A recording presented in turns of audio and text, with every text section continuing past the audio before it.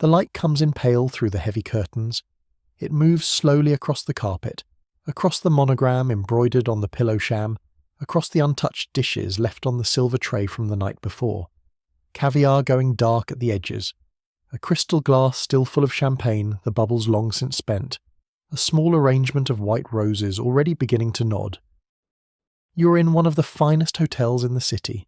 Outside, the morning sounds of the street drift upward, hoofbeats on cobblestone, the low whistle of a delivery boy, the creak of an awning being lowered against the early sun.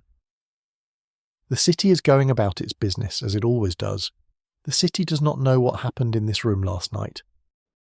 The wedding dress hangs on the wardrobe door where someone left it. It is extraordinary still. Yards of ivory silk, seed pearls along the bodice, a train that required 3 women to arrange properly on the church floor just yesterday afternoon. The veil has been unpinned and draped over the back of the chair. Some of the flowers from the hair are still there, slightly wilted, one petal fallen to the carpet below.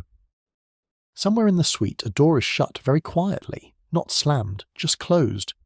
The careful, deliberate closing of a door by someone who does not wish to be heard, and then silence. In a few hours the lawyers will come, the papers will be drawn, the thing that happened in the church, the vows spoken before 500 witnesses, the rice thrown on the church steps, the newspapers that printed the announcement this very morning, will begin to be undone, quietly, swiftly, and at great expense. This is a story about what happens in the hours between the wedding and the morning after. It is a story about the Gilded Age, when fortunes were made in a single generation, and daughters were the currency of dynasties. It is a story about secrets that survived only until the wedding night, and it is a story about the morning light falling on rooms where everything had changed. You are in the last years of the 19th century. The city smells of horse and coal smoke, and if the wind is right, the faint sweetness of the river. The streets are changing. Gas lamps are being replaced by electric ones, and at night Fifth Avenue glows with a strange new brightness that some people find beautiful and others find unsettling. The age of everything being done the old way is ending. But in the drawing rooms and ballrooms of the 400, the small, careful world of New York's wealthiest families, the old ways are still holding on with considerable force. Imagine arriving at one of those rooms. You have been invited, which means you are someone, or you're with someone who is. The ceiling is 30 feet above you. The flowers alone cost more than a working family earns in a season. The women are in Worth gowns ordered months ago from Paris, the fabric alone so expensive that it's not spoken of in polite company. The men are impeccable in their evening clothes, and they discuss shipping routes and railroad bonds with the same mild, well-bred tone they use for everything else. Everything here is well-bred, everything is controlled, everything is exactly what it appears to be, which is not quite the same thing. Marriage in this world was not merely a private arrangement between 2 people. It was architecture. It was the mortar that held the social structure together, that bound old fortunes to new ones, that converted European titles into American dollars and American dollars back into respectability. The mothers understood this clearly. The daughters understood it too, though they had less say in the matter. The fathers signed the contracts and called them marriage settlements. The amounts involved were staggering. A dowry of $1 million was not unusual. 2 million was not rare. The Duke of Marlborough received the equivalent of 90 million modern dollars. When he married Consuelo Vanderbilt in 1895, he used it to restore Blenheim Palace. He told her on their honeymoon that this was why he had married her. But this is not a story about the marriages that held. It is a story about the ones that shattered before they had truly begun. The weddings that cost fortunes drew crowds, filled columns in the society pages, and were then undone quietly, sometimes within hours, sometimes within days, in the private rooms of lawyers and judges and Vatican officials who handled such things with discretion. It is a story about the annulment, which was a different thing entirely from a divorce. A divorce said, this marriage existed, and now it does not. An annulment said something stranger. It said, this marriage never existed at all. The ceremony, the vows, the 500 guests, the flowers ordered from 2 different florists, the dress from Worth, the wedding cake in 4 tiers, the newspapers printing the announcement, none of it counted. The thing had never been real. In the eyes of the church, in the eyes of the law, In the records that would be kept and consulted by future generations, the marriage was a void, a nothing, an event that occupied space in time without leaving any legal trace. The grounds for such a declaration were specific and limited. Bigamy, the existence of a previous spouse still living, undisclosed and very much present. Fraud, the concealment of some essential fact that, had it been known, would have prevented the marriage entirely. Impotence, coercion, the incapacity for reasons of age or mental illness to consent. These were the grounds, and in the Gilded Age, with its enormous fortunes, its strategic alliances, its people moving across continents and reinventing themselves in new cities, these grounds arose with a frequency that would have surprised the uninformed observer, though it surprised almost no one who moved in these circles. You are settling in now, letting the light fade a little at the edges of the room. Outside, if you imagine it, the sounds of the city are growing quieter with the hour. The streets are emptying. Somewhere across the city, in a room very much like the one where this story begins, someone is looking at the morning light and considering what comes next. What you hold in the hand that carries a marriage certificate you did not expect to be holding. What you say to the family waiting downstairs. How you begin. Let the story breathe. There is no hurry here. These things happened slowly, even when they seemed sudden. They were the accumulation of all the quiet arrangements and careful silences that went before. They had their own weight, their own gravity. By the time the morning came, everything had already been decided. It was only the paperwork that remained. If you enjoy listening to sleep stories like this, subscribe. I post stories like this weekly. If you're drifting now, let yourself go. Subscribe so the next story is waiting when you return. Sleep well. To understand the annulments, you must first understand the weddings, and to understand the weddings, you must spend some time inside the world that produced them, a world of considerable beauty and considerable cruelty, sometimes difficult to tell apart. The Gilded Age takes its name from Mark Twain, who used it for a novel he wrote with his neighbour Charles Dudley Warner in 1873. Twain meant the title ironically. Gilded means covered in a thin layer of gold. Not solid gold, not real gold, but the appearance of gold over something less impressive beneath. The name has stuck because it was accurate. The age was brilliant on the surface and corroded in many places underneath. The fortunes were real enough. The Vanderbilts, the Astors, the Goulds, the Carnegies, the Morgans. These men had accumulated wealth of a kind not seen since the princes of the Renaissance, and in some cases exceeding even that. By the 1890s, the 100 richest families in America controlled more of the national wealth than the combined holdings of everyone below them. What do you do with that kind of money? You spend some of it on houses. You build mansions along Fifth Avenue, the construction of each one requiring hundreds of workers for years at a time. You build summer cottages in Newport, though the word cottage has to be taken with considerable flexibility. The breakers, built by Cornelius Vanderbilt II, had 70 rooms and required a year-round staff of 40. You furnish these houses with things imported from Europe, tapestries from France, marble from Italy, fireplaces disassembled from actual English country houses and rebuilt stone by stone in American dining rooms. You buy yachts. You travel. You entertain at a level that requires its own professional class of event organisers, florists, caterers, and orchestras. And you manage the marriages of your children with the same attention you give to any other significant investment. This was not cynicism, exactly. It was the logic of the age applied to family life. A badly arranged marriage could cost you everything. A well-arranged one could secure your family's position for generations. The mathematics were clear. The women who arranged these marriages, and it was almost always women, the great matriarchs of the 400, approached the task with formidable intelligence and almost no sentimentality whatsoever. Caroline Astor, who presided over New York society for 3 decades from her mansion at the corner of 34th Street, maintained mental lists of who was suitable and who was not with the precision of a general managing supply lines. Alva Vanderbilt, who divorced William Kissam, Vanderbilt in 1895, at a time when divorce was deeply scandalous, had so thoroughly dominated her daughter Consuelo's life that when Consuelo wept openly at her own wedding, no one in the family thought to inquire why. It was understood that Consuelo's feelings on the matter were not the point. The daughters were prepared from childhood for the role they were to play. They attended finishing schools which taught French, piano, watercolour, the correct fork for the fish course, and the art of interesting conversation on subjects that would not alarm the gentlemen present. They were taught to dance gracefully and to enter a room without appearing to notice that anyone was watching them, though of course the entire point was that everyone was watching them. They were chaperoned at all times. They were not permitted to be alone with young men, and the word alone was interpreted with great strictness. A moment in a hallway, a brief exchange in a garden, these were sufficient to cause a family several days of anxiety.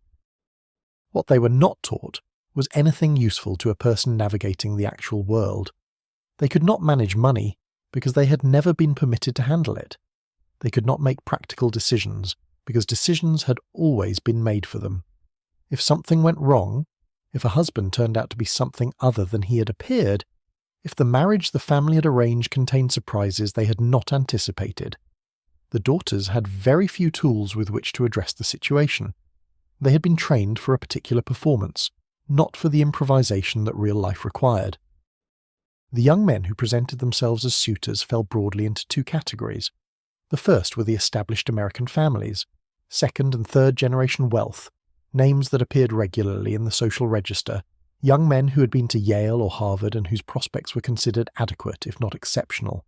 These were the safe choices, the ones who would not cause talk, the ones whose families the mothers knew, and whose grandfathers had done business with your grandfather. They would make responsible husbands.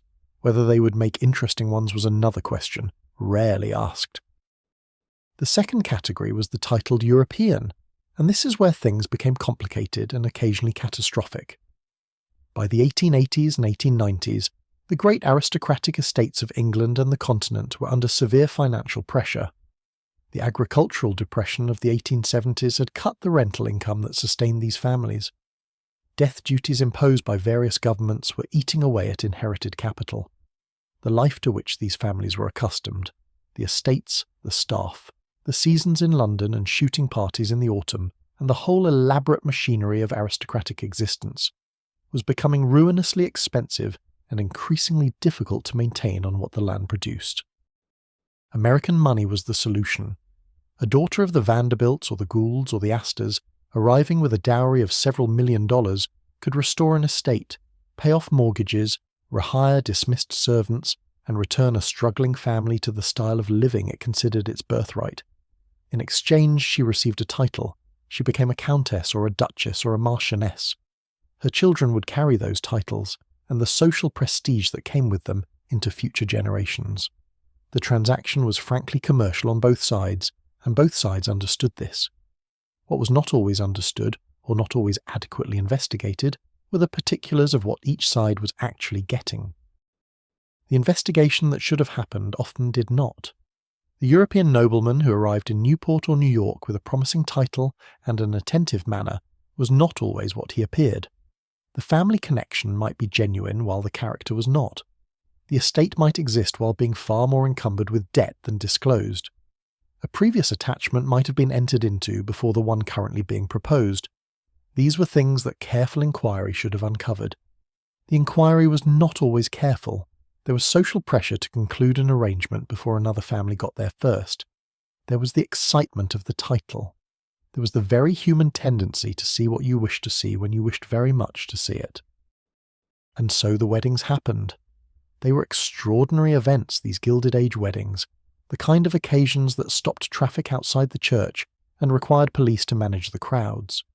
Grace Church on Broadway was a favourite venue, with its pointed Gothic spires and its associations with old New York respectability.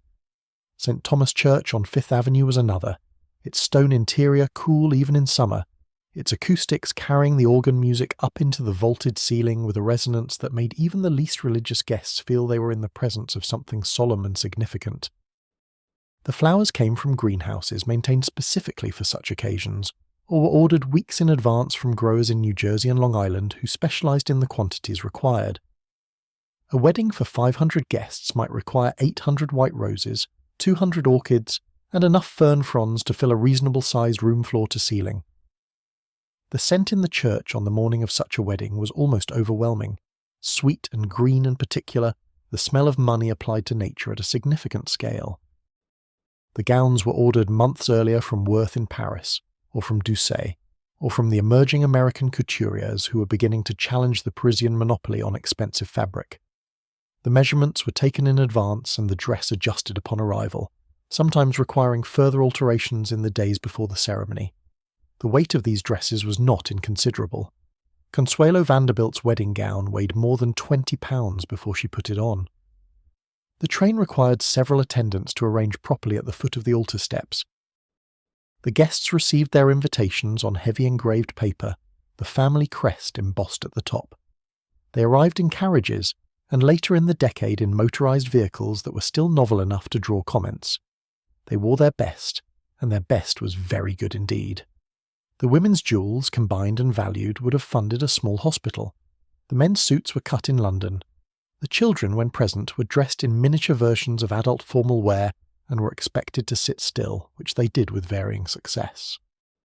The ceremony itself was usually brief. The minister had been chosen with care, not necessarily for his theological distinction, but for his social connections and his discretion. He knew what was expected of him. He kept to the approved prayers and did not improvise. The bride and groom exchanged the ancient words, to have and to hold, for better or worse, in sickness and in health, and no one present reflected very deeply on the content of those words, or on the specific nature of the worse that might be coming, or on the particular sickness that the groom might have been careful not to mention in advance. The wedding breakfast followed, or the dinner, depending on the hour. The champagne was French and came in quantities that alarmed even experienced caterers. The food was elaborate and very good. The toasts were made, and the sentiments expressed were entirely sincere in their surface form, even when hollow underneath. The couple's happiness was wished for with evident warmth. The future was described as bright. No one mentioned the lawyer who might be needed, or the Catholic ecclesiastical tribunal that would eventually be approached, or the morning that would come when everything arranged so carefully would begin to come apart. That morning was sometimes far in the future, sometimes it was very close indeed, close enough in the cases this story concerns, to be visible from the wedding night itself. It was arriving even as the toasts were being made, even as the rice was thrown on the church steps, even as the carriage pulled away toward the hotel or the train station, and the long journey that would separate the couple, for the first time, from the management of their families. In a few of these cases, the separation was precisely what one of them had been waiting for. The privacy, for which so much elaborate machinery had been constructed, was finally available. And what happened in that privacy changed everything. You can let this settle for a moment. There is no urgency in the telling. These events are long past.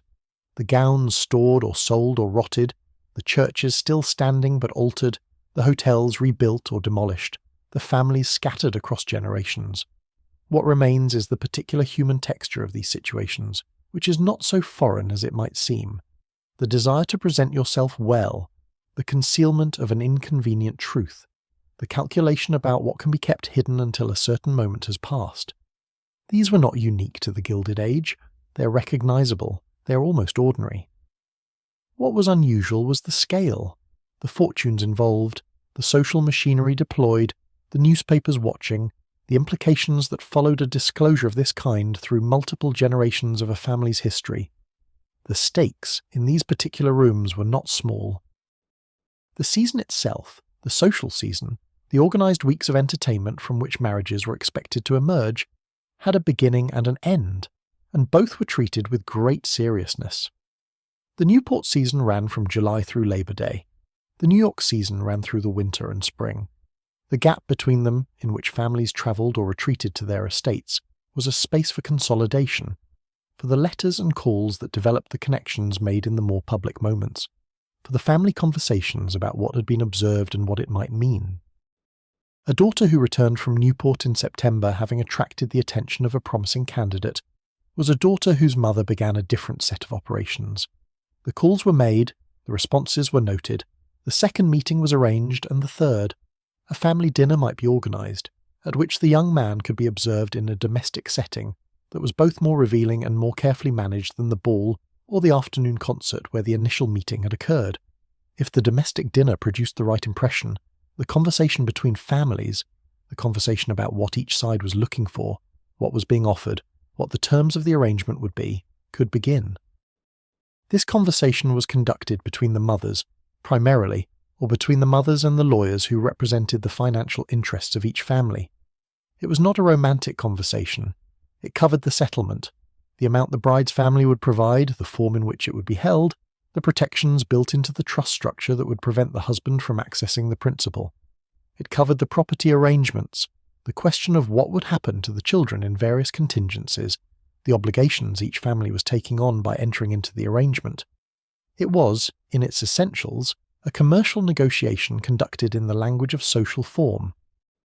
The young man and young woman at the centre of all this activity were informed of its progress, but rarely consulted about its substance. They were expected to be amenable, which in practice meant willing, which in practice meant not resistant. Active resistance was dealt with by the mechanisms described elsewhere in this story.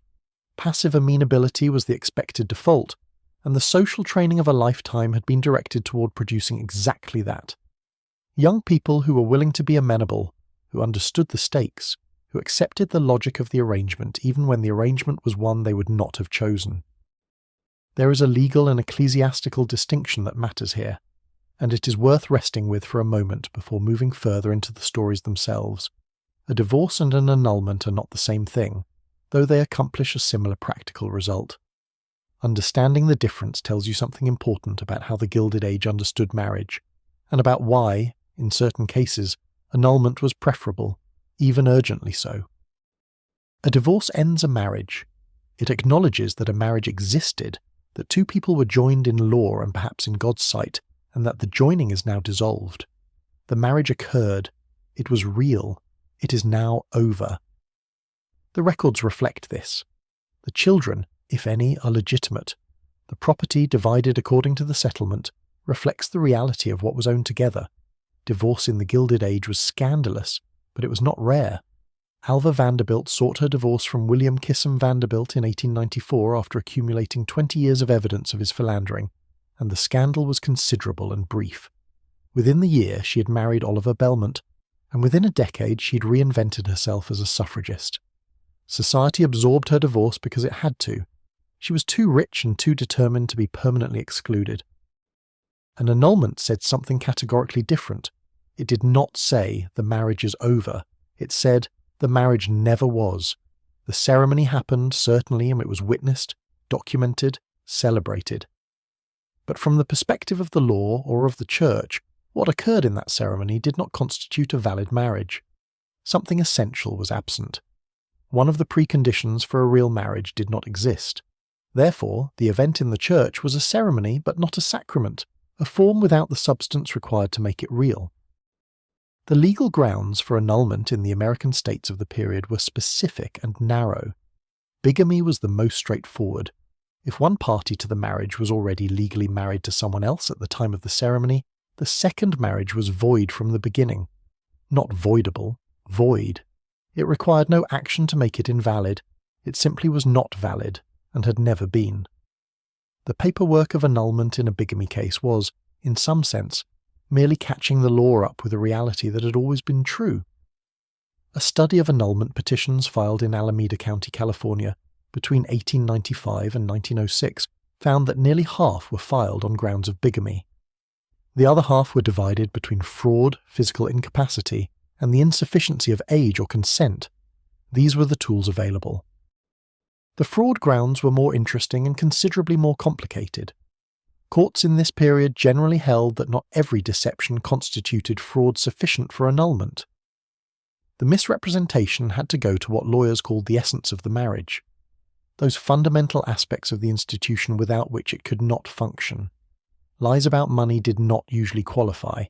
Lies about character did not usually qualify. What the courts were more willing to consider were lies about the capacity for physical union, about the existence of disease that would be transmitted, about fertility, or the intention to have children. These touched the biological and procreative core of what marriage was understood to be. This created some peculiar situations. A man who had concealed the existence of a previous wife was clearly subject to annulment proceedings. A man who had concealed a gambling habit or a criminal past was generally not. The law was not trying to protect women from bad husbands. That was not its project. It was trying to define the minimum conditions under which a contract could be said to have been freely and knowingly entered, and the things considered most essential to that knowing were the things most intimate and biological. The Catholic Church operated by somewhat different rules, which is significant because many of the families in these stories, or many of the families seeking annulment after the fact, had Catholic connections, or the husbands did. The Vatican's annulment process was its own elaborate institution, entirely separate from civil law, operating by canon rather than statute, and capable of moving with a glacial slowness that could span decades. When Bonnie de Castellane, the extravagant French count who married Anna Gould in 1895 and proceeded over the following 11 years to spend approximately $10 million of her money on palaces and parties, and his various mistresses, sought a Vatican annulment after their civil divorce in 1906, the case occupied 9 cardinals and took until 1924 to resolve. Time magazine compared it unfavourably to Henry VIII's attempt to annul his marriage to Catherine of Aragon. The Vatican ultimately denied the annulment. Consuelo Vanderbilt's annulment followed a different path. She and the Duke of Marlborough separated in 1906 after 11 years of marriage, divorced in 1921, and obtained their Vatican annulment in 1926, 31 years after the wedding that had caused her to weep openly behind her veil on the steps of St. Thomas Church. The grounds for this annulment were coercion. Consuelo testified, and her mother Alva confirmed, that the marriage had not been freely consented to. Alva Belmont, by 1926 a formidable advocate for women's suffrage and a figure very different from the social tyrant she had been in 1895, told the Vatican investigators plainly, "I forced my daughter to marry the Duke. I've always had absolute power over my daughter." These words, given under oath to an ecclesiastical tribunal 3 decades after the fact, are worth pausing over. Alva Belmont was not a woman given to self-examination, but by 1926 she had changed enough to look at what she had done and call it what it was: coercion, force, the use of absolute power over a person who had no effective means of resistance. The Vatican accepted this testimony and granted the annulment, which allowed the Duke, who had converted to Catholicism and wished to participate fully in the sacraments of his new faith, to do so. That the annulment was sought primarily to accommodate his religious conversion, and not to remedy any injustice to Consuelo, is one of those ironies the Gilded Age produced in some quantity. The civil courts were generally quicker about these matters. A bigamy case could be resolved within weeks if the previous marriage could be documented. A fraud case might take longer, depending on the nature of the fraud and the willingness of the parties to cooperate or contest. But the machinery existed, it was available, and in the cases where families had both the legal resources and the social reasons to deploy it, it moved efficiently enough. What is striking, looking at the historical record, is how often the annulment was sought not by the aggrieved wife but by the family, or by the husband himself, for reasons that had everything to do with his own subsequent plans, and very little to do with justice for the woman involved. Castellan wanted his Vatican annulment because he wished to remarry within the Church. The Duke of Marlborough wanted his annulment for the same reason. The women in these cases were secondary characters in the legal drama, even when they were the ones who'd been deceived. The morning after a wedding that contained a secret was its own peculiar world. You can imagine the particular quality of the light in a hotel suite where a bride has not slept. The cooling champagne, the flowers beginning to drop their petals. Outside, the city is waking up, and the newspapers may already be printing the announcement of the wedding, who attended, what the bride wore, what the flowers were and who sent them. The machinery of society documentation has been set in motion. And here, in this room, the machinery of its undoing is also beginning to turn. The lawyers had to be summoned, and summoning them required sending a message through channels that were not always easy to navigate in the early morning hours. In a city like New York, there were attorneys who specialized in precisely these situations, men of great discretion, with long experience in the management of matters that could not be discussed freely. They arrived quietly, dressed as though for any other professional call, carrying their briefcases with the same measured composure they brought to every kind of difficult situation. Their fees were very high, their mouths were very shut, they were in their way artists. The paperwork they drafted was carefully worded to reveal as little as possible while establishing what was legally necessary. The grounds were stated with precision and no elaboration. Supporting documents, a marriage record from another county, a certificate from another state, a letter that should not exist but did, were attached or noted for subsequent attachment. The petition was filed in a court that would handle it with appropriate speed. And the first morning of a marriage that had not been a marriage was also, quietly, the first morning of the proceedings to establish that fact. All of this required money, considerable money. The annulments of the Gilded Age were not available to the poor. The poor had bigamy cases investigated and prosecuted, and the partners in such cases could face criminal charges. The wealthy had discreet lawyers and cooperative ecclesiastical officials and the social machinery to manage the narrative while the legal machinery worked. The difference was not in the frequency of the underlying situations.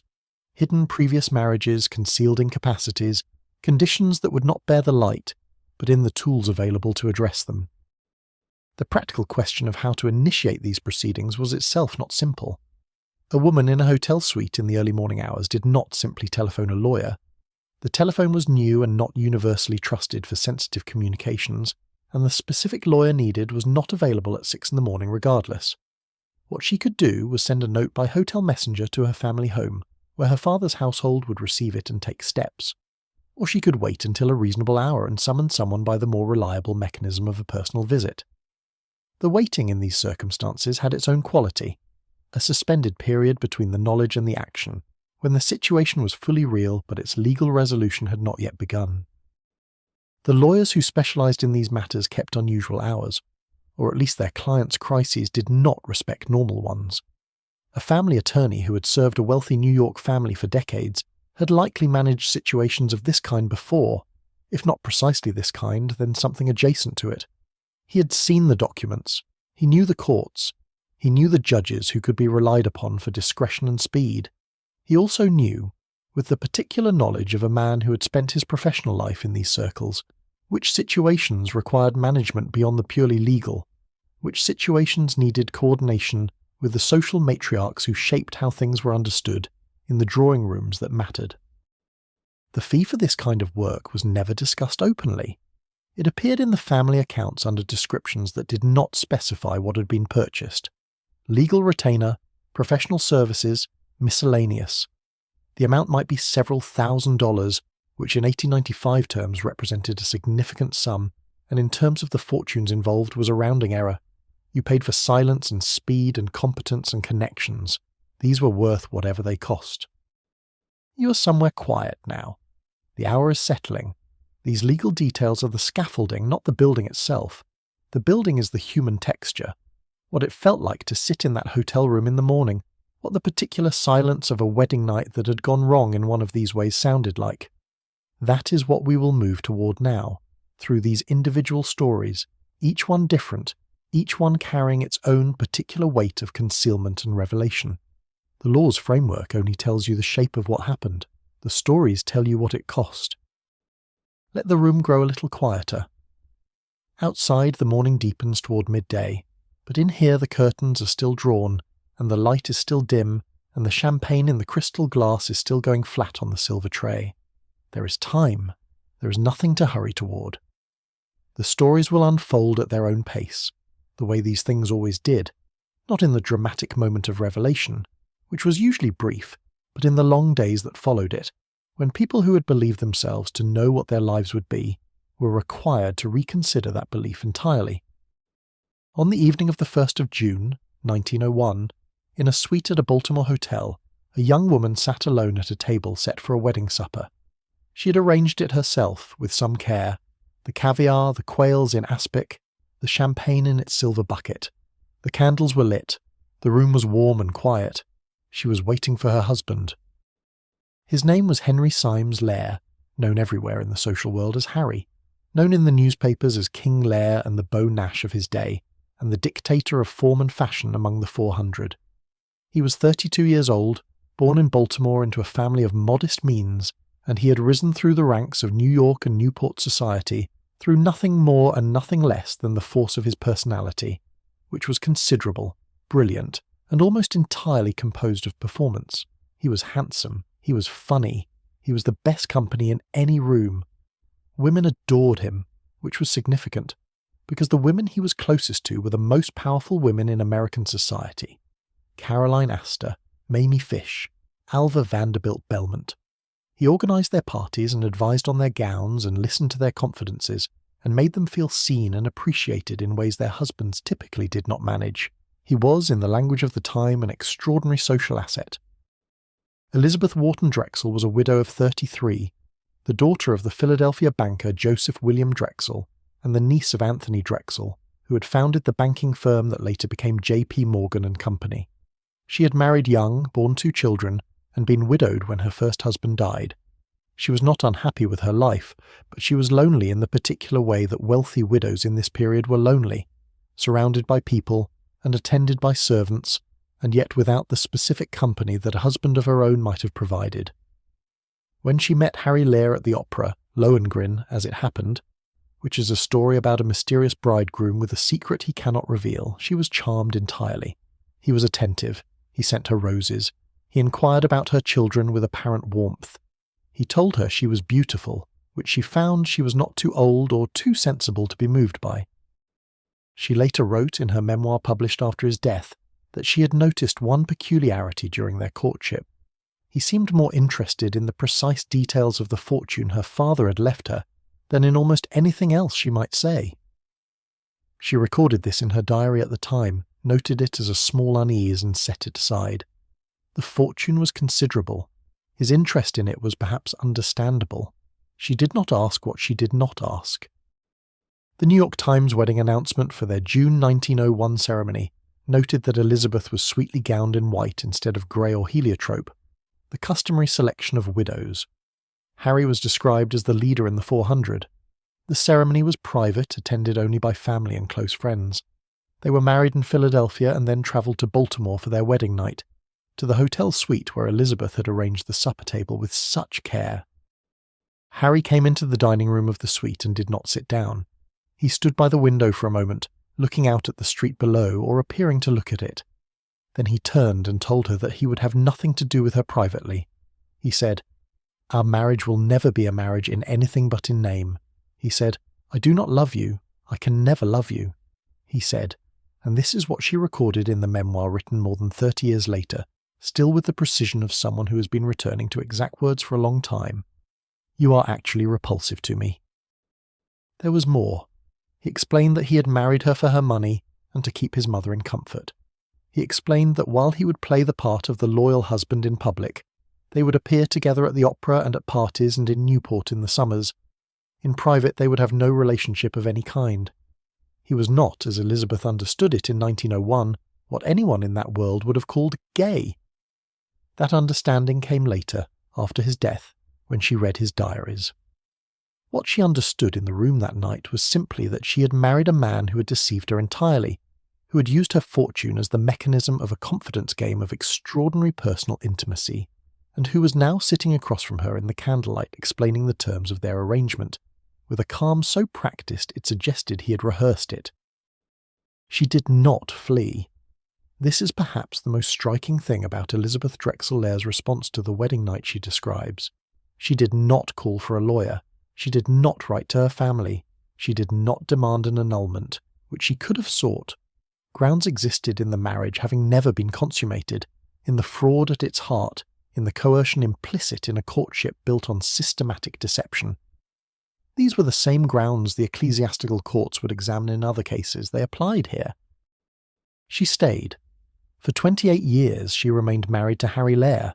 She appeared with him at parties and in Newport and at the opera. She maintained the fiction of a marriage in public with a consistency that required a kind of sustained performance of her own, day after day, year after year. She wore his ring, she used his name. She watched him befriend other wealthy women with the same technique he had used on her, and she watched them be charmed, and she said nothing. She was, in a sense, protecting them, or protecting herself from the admission of what had happened. Why she stayed has been the subject of considerable speculation since the memoir appeared in 1935, when it caused a considerable sensation. Her mother was a devout Catholic, and divorce was impossible in that framework. The social consequences of a public exposure would have been devastating, and would have fallen primarily on her, not on him. The world of the 400 had very clear ideas about which party bore the shame in marital disasters, and it was not usually the husband. And perhaps there was something else, some residual attachment, some comfort in the known, some calculation that the life she had, uncomfortable as it was still the life she had. What is certain is that the supper went cold that night. The caviar was eventually cleared away by a hotel servant who'd been trained not to notice anything. The champagne in its bucket sat until the ice melted, and then it sat some more. The candles burned down and were not replaced. Elizabeth Drexel Lair, who had arranged her wedding supper with care for the husband who would never eat it, sat in the room where it was growing cold, and thought whatever she thought, and did not yet know that this was only the beginning of a very long arrangement. Harry Lear died in Paris on the 3rd of January 1929. Elizabeth read his diaries after his death and found in them the confirmation of what she had suspected for decades, the evidence of his homosexuality, maintained as a secret from a world that would have destroyed him for it. She experienced some complicated rearrangement of feeling that is not fully decipherable from the memoir. She seems to have understood him better. She seems to have found some measure of forgiveness. Whether this made what he had done to her acceptable is another question, and not one the memoir resolves. She published King Lear and the Gilded Age in 1935, when the people she wrote about were mostly dead and could not sue her. The New York Times called it startling and scandalously intimate. The Atlantic praised it. The book became a minor sensation, read by people who had lived through the Gilded Age and wanted to see it reflected, and by people who had not and wanted to understand it.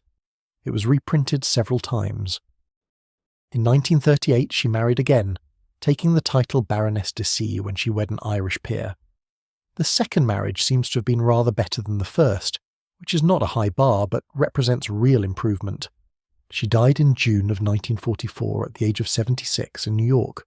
Lord de C died 4 months later in Britain. The wedding supper she had arranged in Baltimore 43 years earlier is the image her story returns to most insistently, at least for those who come to it from outside. The table set, the candles lit, the caviar and the quails in aspic, the chair across the table empty because he was standing by the window, composing himself to deliver a speech he had prepared, the patience required to set a table for a supper that would not be eaten, the care with which she had imagined this night, and the particular way that imagination was rewarded. These are the images that stay, not the legal machinery, not the grounds that might have been invoked, the annulment that might have been sought and was not, the tribunal that would have heard her case if she had wished it heard. Those are the forms. The substance is the cold supper, the late hour, the single candle burning down while the champagne goes flat in the ice that is no longer ice. That is the wedding night that was not a wedding night. That is where this particular story lives. The Baltimore hotel where they spent that first night was one of the city's best. It was the kind of place that understood how to manage the requirements of wealthy guests, the appropriate discretion, the seamless service, the removal and replenishment of things without comment or visible effort. The suite would have been on one of the upper floors, with views over the city that Elizabeth may or may not have stood at the window to observe in the small hours. The furniture would have been heavy and good, the kind of hotel furniture that aspires to the solidity of a well-appointed house rather than the transience of a temporary room. The sheets would have been linen, very well pressed. The caviar, when the servant finally came to clear it, would have been dark and slightly dry at the edges where the air had touched it. The quails in aspic would have still been beautiful. Aspic holds its shape for hours, but cool, the delicate flavour flattened by the temperature. The champagne in the bucket would have been room temperature by then, the ice entirely water, the bottle sitting in a shallow pool of it. These are the specific textures of a thing that has been waiting too long. The supper had been arranged for a particular hour, and that hour had come and gone, and the food had waited past the point where waiting was any use. Elizabeth spent the months and years after her wedding building a life inside the arrangement that had been disclosed to her that night. She attended parties with Harry. She sat beside him at dinner. She watched him charm the women who adored him and did what was expected of her in a room and excused herself from what was not. She learned the specific performance that their arrangement required, and she gave it. She was, by all external accounts, a gracious and interesting addition to the social world they moved through. She had opinions. She was well read. She remembered people's interests and asked about them. These were genuine qualities that had existed before the wedding night and continued to exist afterward, and they gave her life a texture and a substance that the specific nature of her marriage could not entirely take away. The Newport summers, when Harry was in his full glory, organising the entertainments that Mrs. Astor and Mrs. Fish and the other women of the colony relied on him to organise, were perhaps the strangest part of the arrangement. Elizabeth was present. She observed. She moved through the same rooms as the women who had known Harry longest and best, and she knew what she knew, and she watched them not know it, or not know it in any way they could acknowledge. The lavender-covered hills above Newport, visible in August from the windows of the cottages on Bellevue Avenue, were indifferent to all of this. They had been there before any of these people arrived, and would be there after they all left. There is a particular sentence that the Duke of Marlborough said to Consuelo Vanderbilt during their honeymoon, and it is one of those sentences that, once read, is difficult to stop thinking about. He told her that he had married her because he felt obliged to save Blenheim. That was why she was there.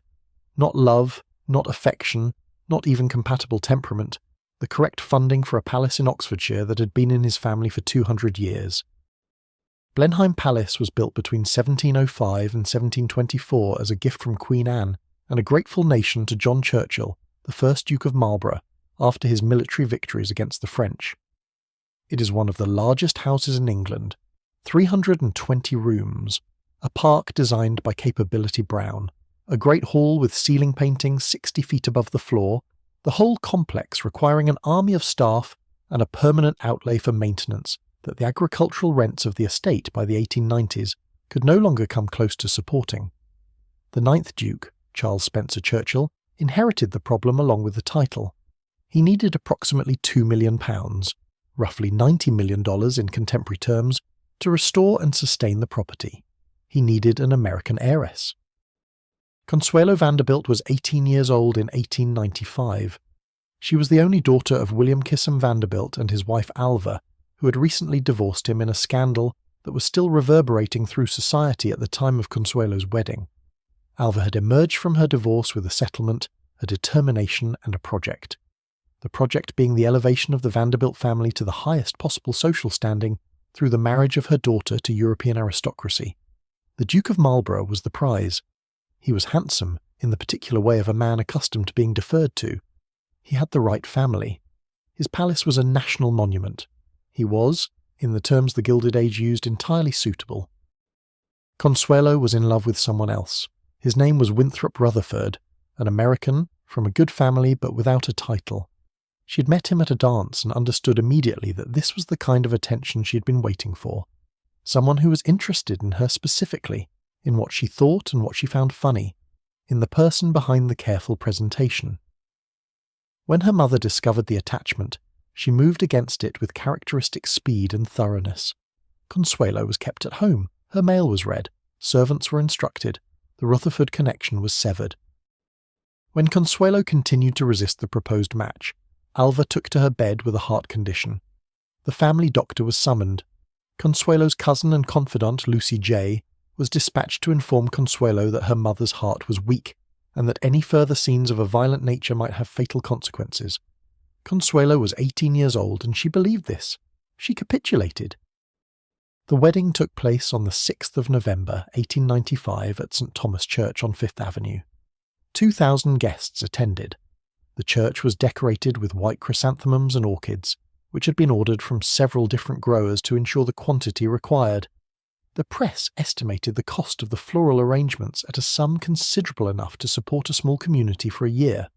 Consuelo wore a gown that required yards of ivory satin brocade, trimmed with the old lace that had belonged to earlier generations of Vanderbilt women.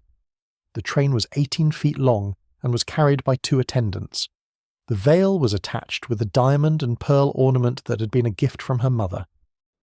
She wept behind her veil throughout the ceremony. Several guests noticed this and assumed it was emotion of the conventional kind. It was not. She wrote later that she felt herself being led to her fate, that the church in her memory was not a place of celebration but of something closer to a civil proceeding, the finalization of an arrangement that had been decided over her objections, with her body as the instrument of exchange. The Duke received, as part of the marriage settlement, the equivalent of roughly 90 million modern dollars in railroad stock. It was one of the largest dowries in the history of Gilded Age transatlantic marriages. He used the income from it to restore Blenheim, which he loved with a fierce and genuine passion.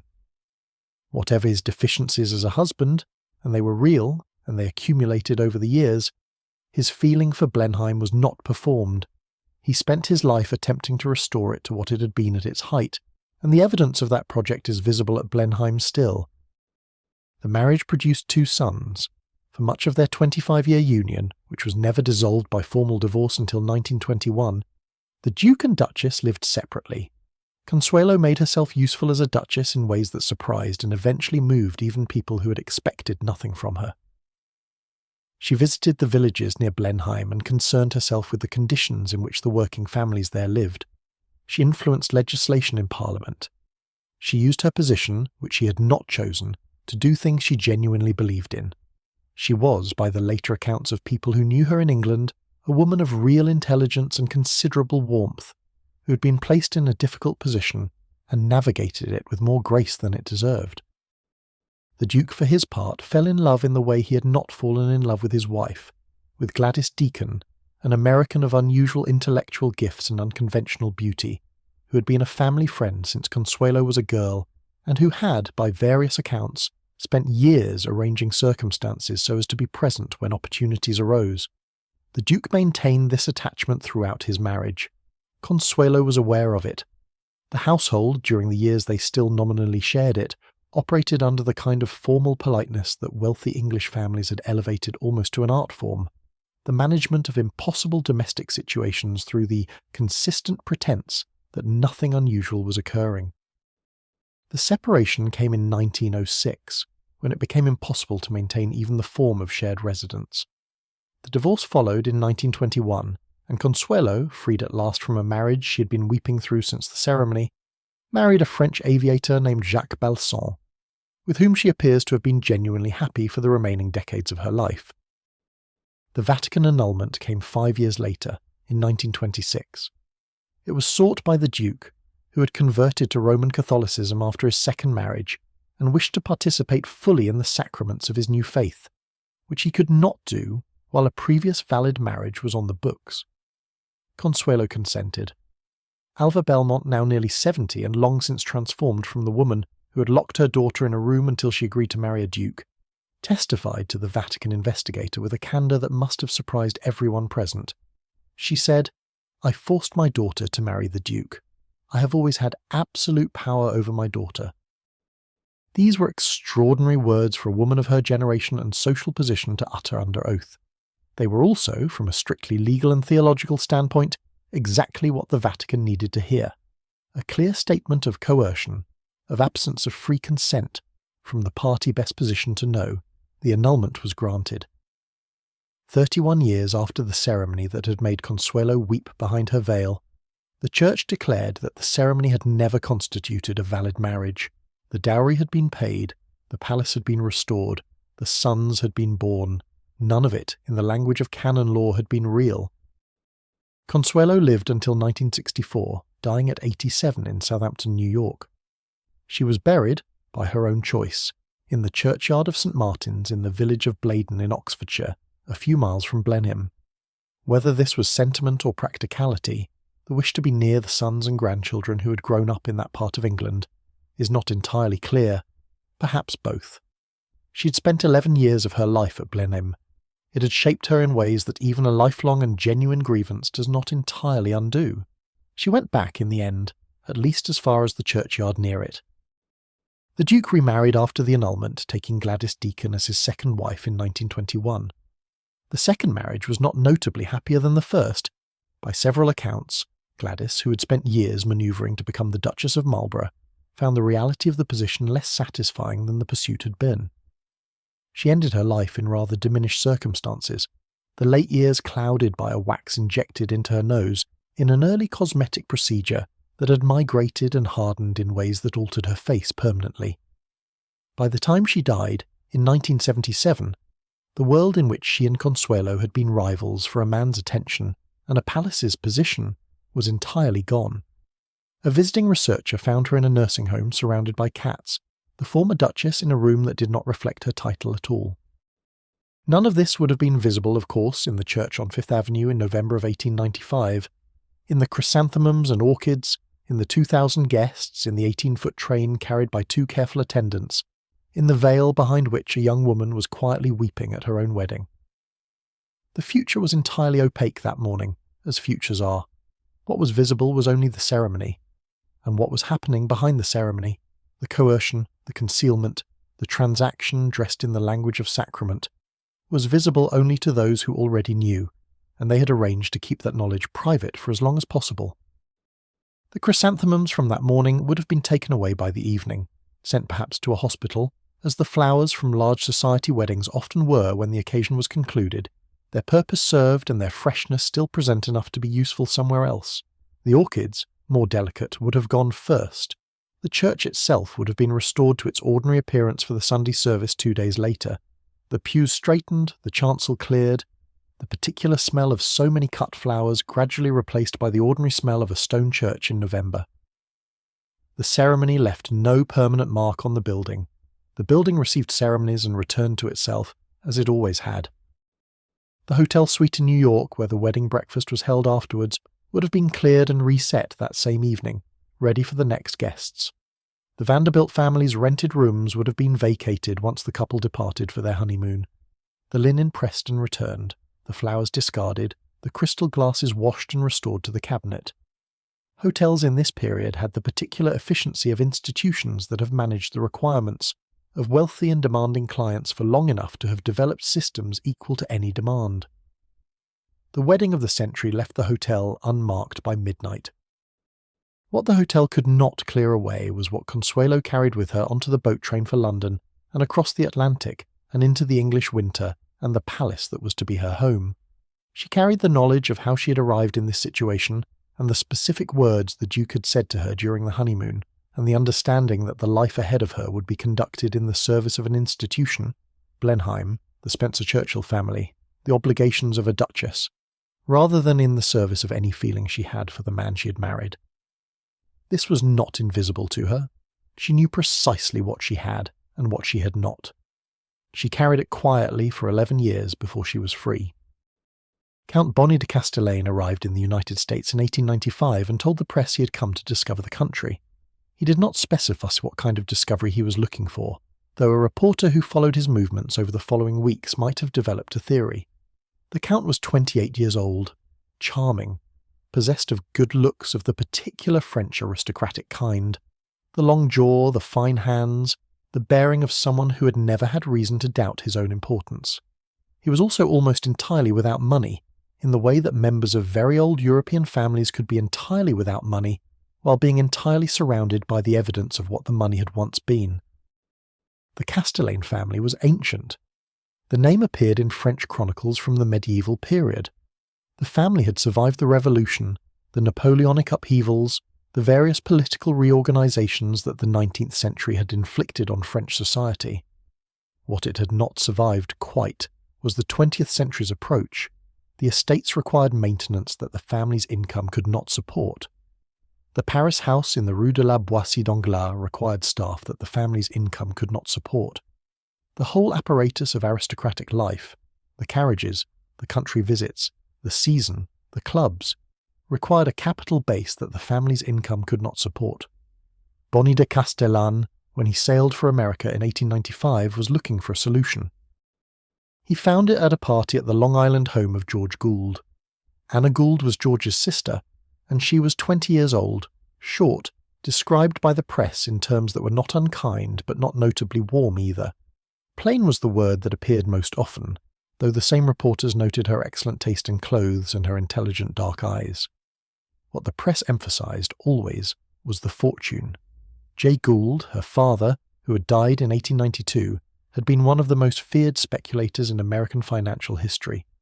A man who had cornered the gold market in 1869 in a scheme that briefly threatened to bring down the economy of the United States.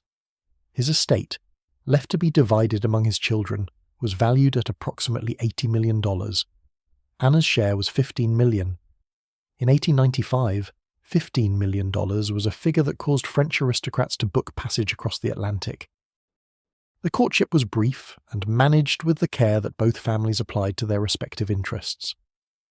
The wedding took place on the 14th of March, 1895, at the Gould House on Fifth Avenue, solemnized by Archbishop Corrigan himself a social detail that the newspapers noted approvingly. The bride wore worth. The flowers were arranged by the best house in the city.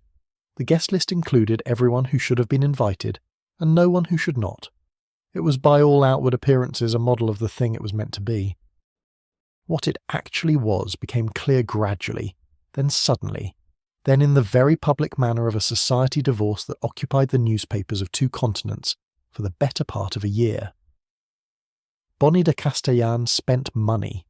This was not in itself unusual for a man of his class and period. What was unusual was the scale, the creativity, and the almost artistic quality of his extravagance. He built a palace on the Avenue du Bois de Boulogne in Paris, the so-called Rose Marble Palace, whose construction cost exceeded the dowry of most of the women in their social circle. He gave parties that occupied 600 guests and required orchestras, fireworks, and entertainments, organised on a scale that would have been notable in a royal context. He maintained a yacht of 1,600 tons, requiring a crew of over 90. He sent flowers to his various mistresses in quantities that became, in retrospect, a sort of accounting of his infidelities. Over the 11 years of their marriage, the Count moved approximately $10 million of Anna Gould's money through his hands and out into the world of roses and marble and fine French cuisine and carriages and fireworks. This was not including the dowry that had arrived at the wedding. That was a separate sum deployed for the maintenance of the Castellane estates that had been the stated purpose of the marriage. The 10 million was what followed, the supplement to the supplement, the improvisation of a man who had understood from the beginning that the resource was essentially limitless and behaved accordingly. Anna endured this with a patience that says something, though what exactly it says is not easy to determine. She had the title she had entered the marriage to acquire. She had children, 5 in total, one of whom died in infancy. She had the Paris house and the position, and the summers in the Bois, and the entire machinery of aristocratic French social life, which was, for an American girl who had grown up in the shadow of her father's spectacular reputation and the peculiar social isolation of enormous inherited wealth, something she valued. She was a countess. People addressed her correctly. She was received. What she was also experiencing was the systematic depletion of her fortune by a man with no evident capacity for restraint and no emotional investment in their marriage beyond the financial one. The divorce, when it came in 1906, was a spectacle. Puck magazine ran a cartoon of the proceedings depicting the atmosphere of a circus, with Anna holding a bouquet made of indictments. The Times covered it extensively. The French press covered it extensively. The Gould family covered it with a combination of relief and moral satisfaction. Anna's brothers had disliked Boni from nearly the beginning and had not been reluctant to say so publicly. The grounds were infidelity, which was among the most documentable of the available complaints, given the scale of the evidence.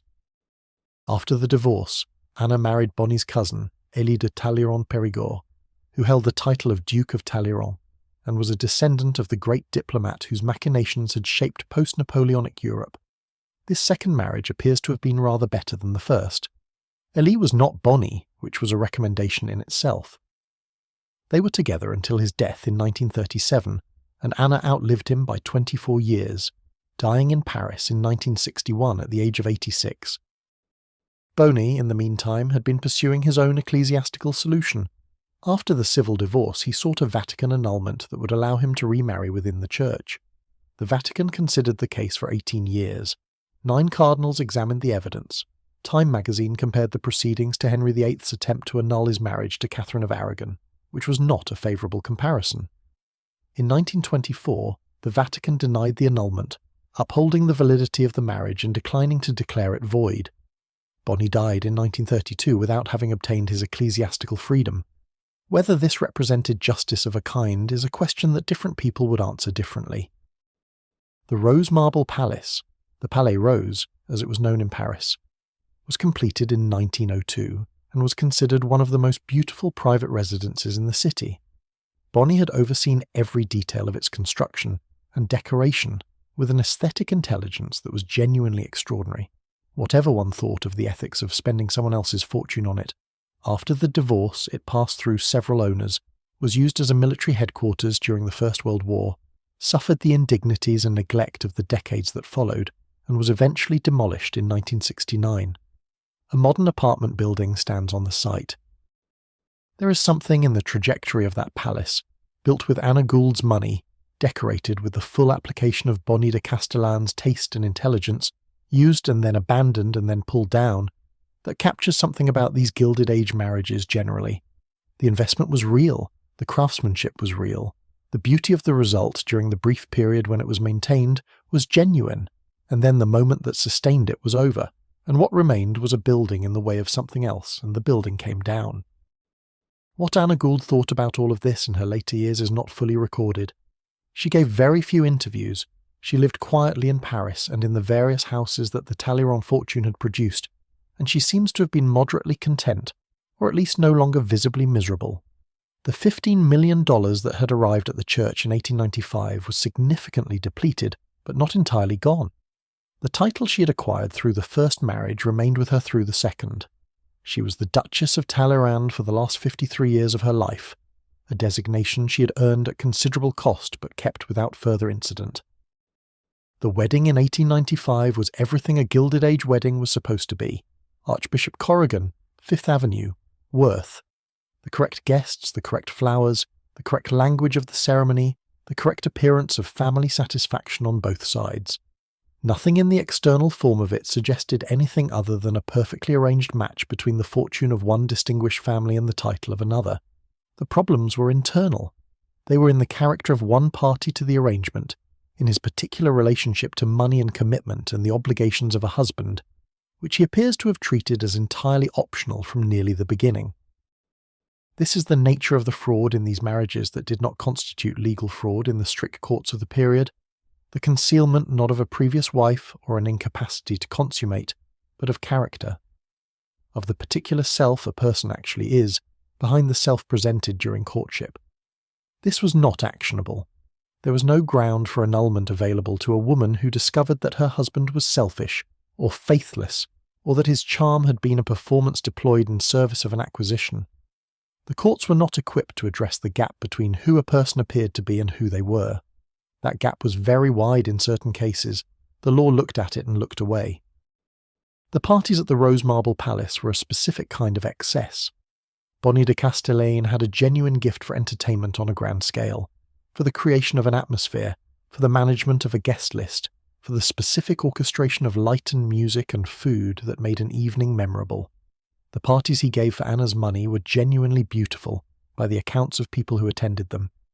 The garden of the palace in summer, lit by hundreds of lanterns, with the orchestra playing under the stars and the guests moving through the terraces and the house, with the ease of people who had spent their lives in rooms of this quality. This was a real thing. It happened. It was lovely. What it was also was the systematic consumption of a fortune that was not his, deployed in service of a social reputation that was partly his own, and partly borrowed from the wife whose money funded it. When you attended a party at the Castellane house, you were Anna Gould's guest as much as you were Bonnie's, though the social credit for the evening attached to him. The flowers, which cost the equivalent of a small village's annual income for a single evening's entertainment, were purchased with cheques that she signed. He arranged, she paid.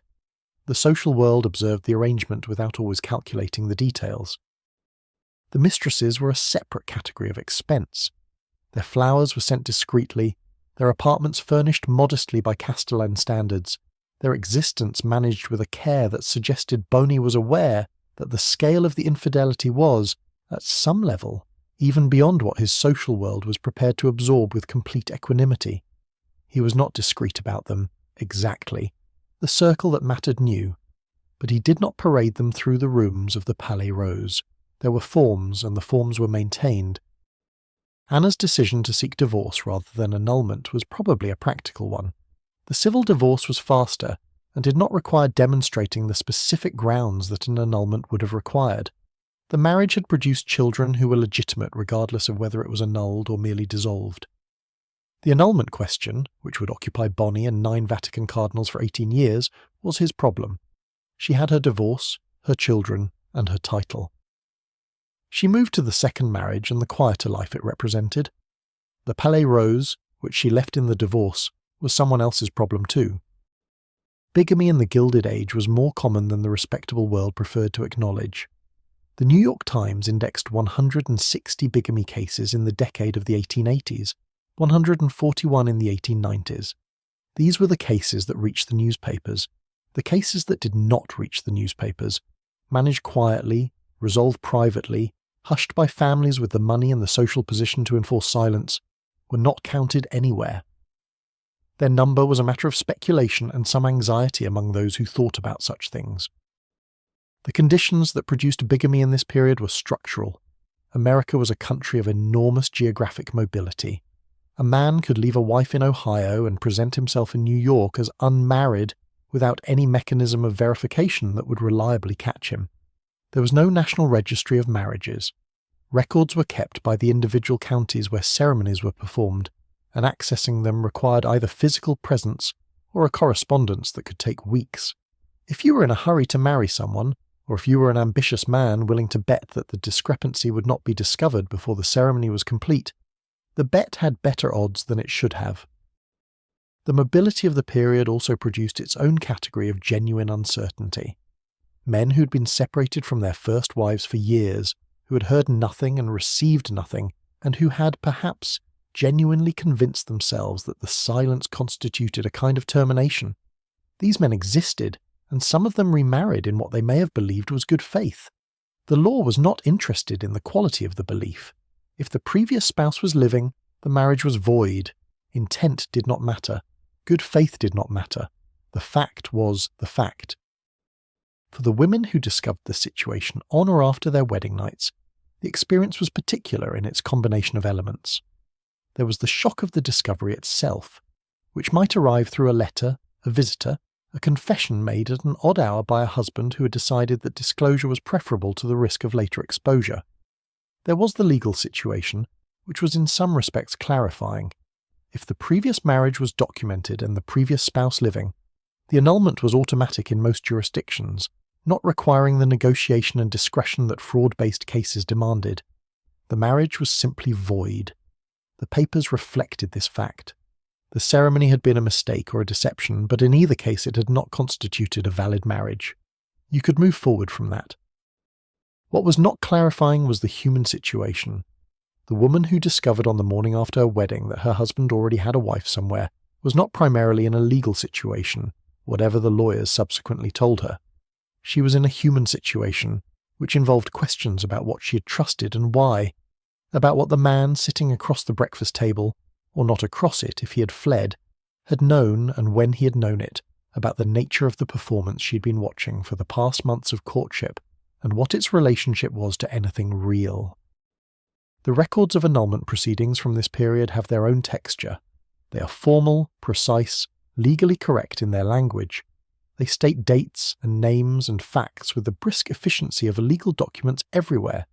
What they do not capture is the hotel room in the early morning, or the particular way the light falls on the breakfast tray when the person who was supposed to be your husband is in another part of the suite or has already gone. The documents record that a marriage was annulled on grounds of bigamy. They do not record what it felt like to be the woman who had arranged the flowers and the dress and the guest list and the supper, and the beginning of a life. A study of annulment petitions in California between 1895 and 1906 found that of the 43 cases examined in Alameda County alone, nearly half were filed on grounds of bigamy. Another quarter were filed on grounds of infancy or lack of consent. The remainder involved fraud, physical incapacity, and similar claims. Nearly half. This in a single county, in a single decade, representing only the cases that reached the formal legal record. The picture it suggests of the marriage landscape is not a comfortable one. Among the cases in the newspapers, patterns emerge. The previous wife typically surfaced in one of three ways. She appeared in person, wrote a letter, came to the house, stood outside the church before or after the ceremony. She was located by a family member of the new bride who, suspicious of something and with the money to act on the suspicion, hired a private inquiry agent to investigate the groom's background. Or the groom himself disclosed, either in a moment of conscience or, more often, in a moment of calculation, having decided that self-disclosure was safer than eventual discovery, that a confession made at a moment of his own choosing was preferable to exposure at a moment not of his choosing. The women in these cases occupied a position of peculiar social vulnerability. They had been married publicly, in ceremonies attended by their families and their social world. The newspapers had printed the announcements. The gifts had been received and logged and thanked. And now the marriage was, legally speaking, nothing. A performance that had not constituted the thing it had appeared to be. The question of how to describe this situation in conversation, in the careful language of Gilded Age social interaction, did not have a clean answer. You had not been divorced because you had never been married. You had not been widowed. You were, as the legal documents preferred to describe it, free of any marriage, restored to the status of an unmarried woman as though the ceremony had not occurred. But of course it had occurred. The guests remembered. The gifts were in the house. The wedding dress was in the wardrobe. The flowers had bloomed and wilted and been thrown away, but there had been flowers. Society had a long memory for these things, and the memory was not always sympathetic. The woman who had unknowingly married a bigamist was technically a victim, and most people understood her to be. But she was also the woman whose wedding had been exposed as fraud, and the exposure had a quality of embarrassment that attached to her regardless of the direction of blame. Some families managed these situations with considerable skill. The annulment was filed quietly, the announcement made in carefully chosen terms, a brief notice that the marriage had been dissolved, no grounds specified, no details provided. Friends were informed personally, with the emphasis on the blamelessness of the aggrieved party. Society, when properly handled, could absorb a discreet annulment without excessive comment, particularly if the woman's family was powerful enough to control the narrative. Other cases were handled badly, or not handled at all, or were so publicly spectacular that no amount of management could contain them. When a previous wife appeared in person, when she materialized in the lobby of the hotel, or sent a letter to the family home, or, in one documented case from 1892, presented herself at the church before the ceremony was complete, the situation was beyond quiet management. The newspapers covered it.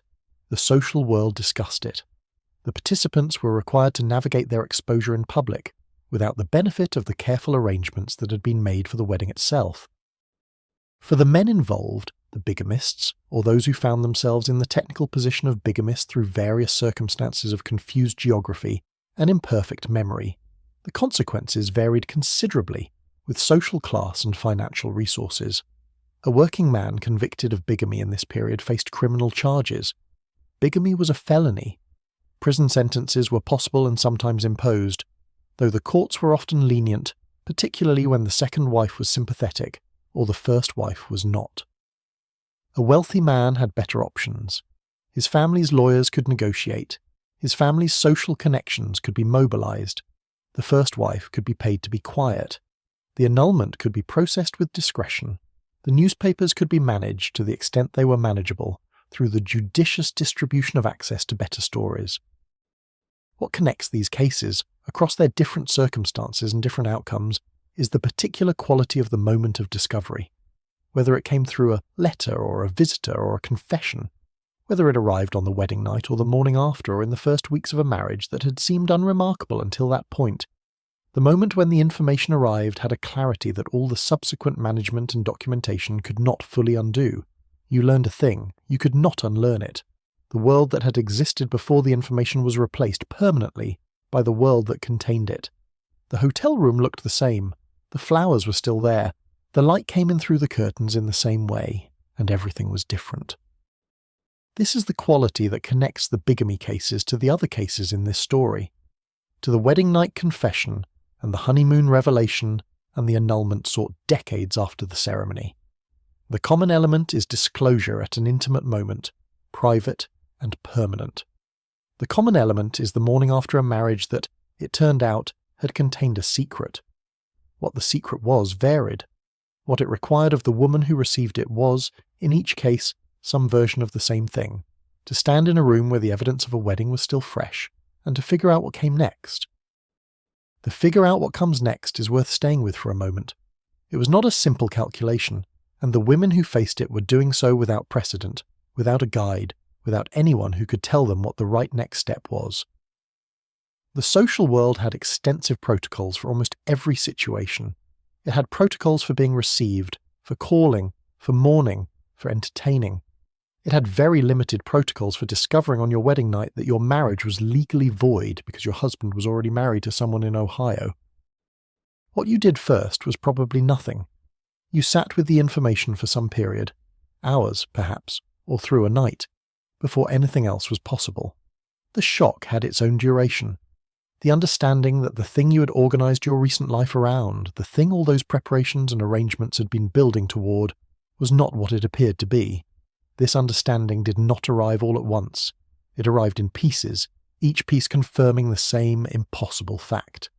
And you sat with the pieces until they assembled themselves into something coherent, and then you had to decide what to do. The first person you told was likely someone in your family, a parent, if you were still in that kind of relationship with them, or a sibling, or the family lawyer who was already on the staff of a family wealthy enough to have one. The conversation would have been brief and terrible. The lawyer's response would have been professional and calm. This is the situation. Here are the options. Here is what will happen next. The calm was its own kind of comfort, even as it was also a measure of how far your situation had moved from the one you had thought you were in. The lawyer was calm because lawyers deal with these things. The fact that lawyers deal with these things meant that these things happened enough to be an established category of legal work. Some women found, in the days following the discovery, that the practical management of the annulment proceedings gave them something to do, a series of steps, each one clear and finite that could be completed in sequence. You gave your account to the lawyer. The lawyer verified the previous marriage against the county records. The petition was drafted. The petition was filed. The court set a date. The proceedings were conducted. The annulment was granted. Each step had a beginning and an end, and the completion of each one moved the situation forward in a way that was legible and real. The practical sequence was something to follow when the emotional reality had not yet fully arrived. If you're drifting now, let yourself go. Subscribe so the next story is waiting when you return. Sleep well. Before we move further into these stories, it is worth spending some time inside the act of concealment itself. The decision to enter a marriage while withholding something essential, and the months of performance required to carry that decision to its conclusion. This is not, in the end, so alien a subject. The desire to present oneself favourably, to manage the disclosure of uncomfortable truths, to hope that circumstances will resolve before the need for full honesty arrives, these are recognisable. What made the Gilded Age cases particular was the scale of what was at stake and the elaborateness of the machinery available for hiding it. The typical act of concealment in these annulment cases was not a single lie but a sustained performance, maintained over months of courtship and weeks of wedding preparation, and the ceremony itself, and the breakfast and the journey and the hotel. It required consistency. It required memory, keeping track of what had been said to whom, what version of the past was in circulation, what questions had been deflected, and how. It required the particular kind of nerve that comes either from genuine confidence or from the cultivated ability to perform confidence in the absence of the real thing. The men who had hidden previous wives had typically constructed backstories of some plausibility. The previous attachment had been a youthful mistake, long since ended. Not ended in the legal sense that would matter, but ended in the emotional and practical sense that seemed to him, or that he had decided to present as having seemed to him, sufficient. He had moved to a new city. He had taken a new name, or a slightly altered version of his old one. He had arrived in the social world of New York or Newport or Boston as someone whose past was described in terms that omitted the relevant chapter. The performance had worked. It had worked through the introduction and the courtship and the announcement. It had one more performance to give before the machinery could be said to have functioned, the wedding itself and the night following it. For other men, those who were, in the language the period would not have used, gay, the concealment was of a different order. It was not the concealment of a specific fact, like a previous marriage, but of a fundamental aspect of identity that the world they lived in had no language for except the language of criminality and sin. Oscar Wilde's trial in 1895, coincidentally the same year as both Consuelo Vanderbilt's wedding and Anna Gould's wedding, had illustrated with brutal clarity what exposure meant. The men in these circles who had Harry Lear's particular situation had every reason to maintain their concealment with absolute precision. Marriage was the primary mechanism through which that concealment was maintained.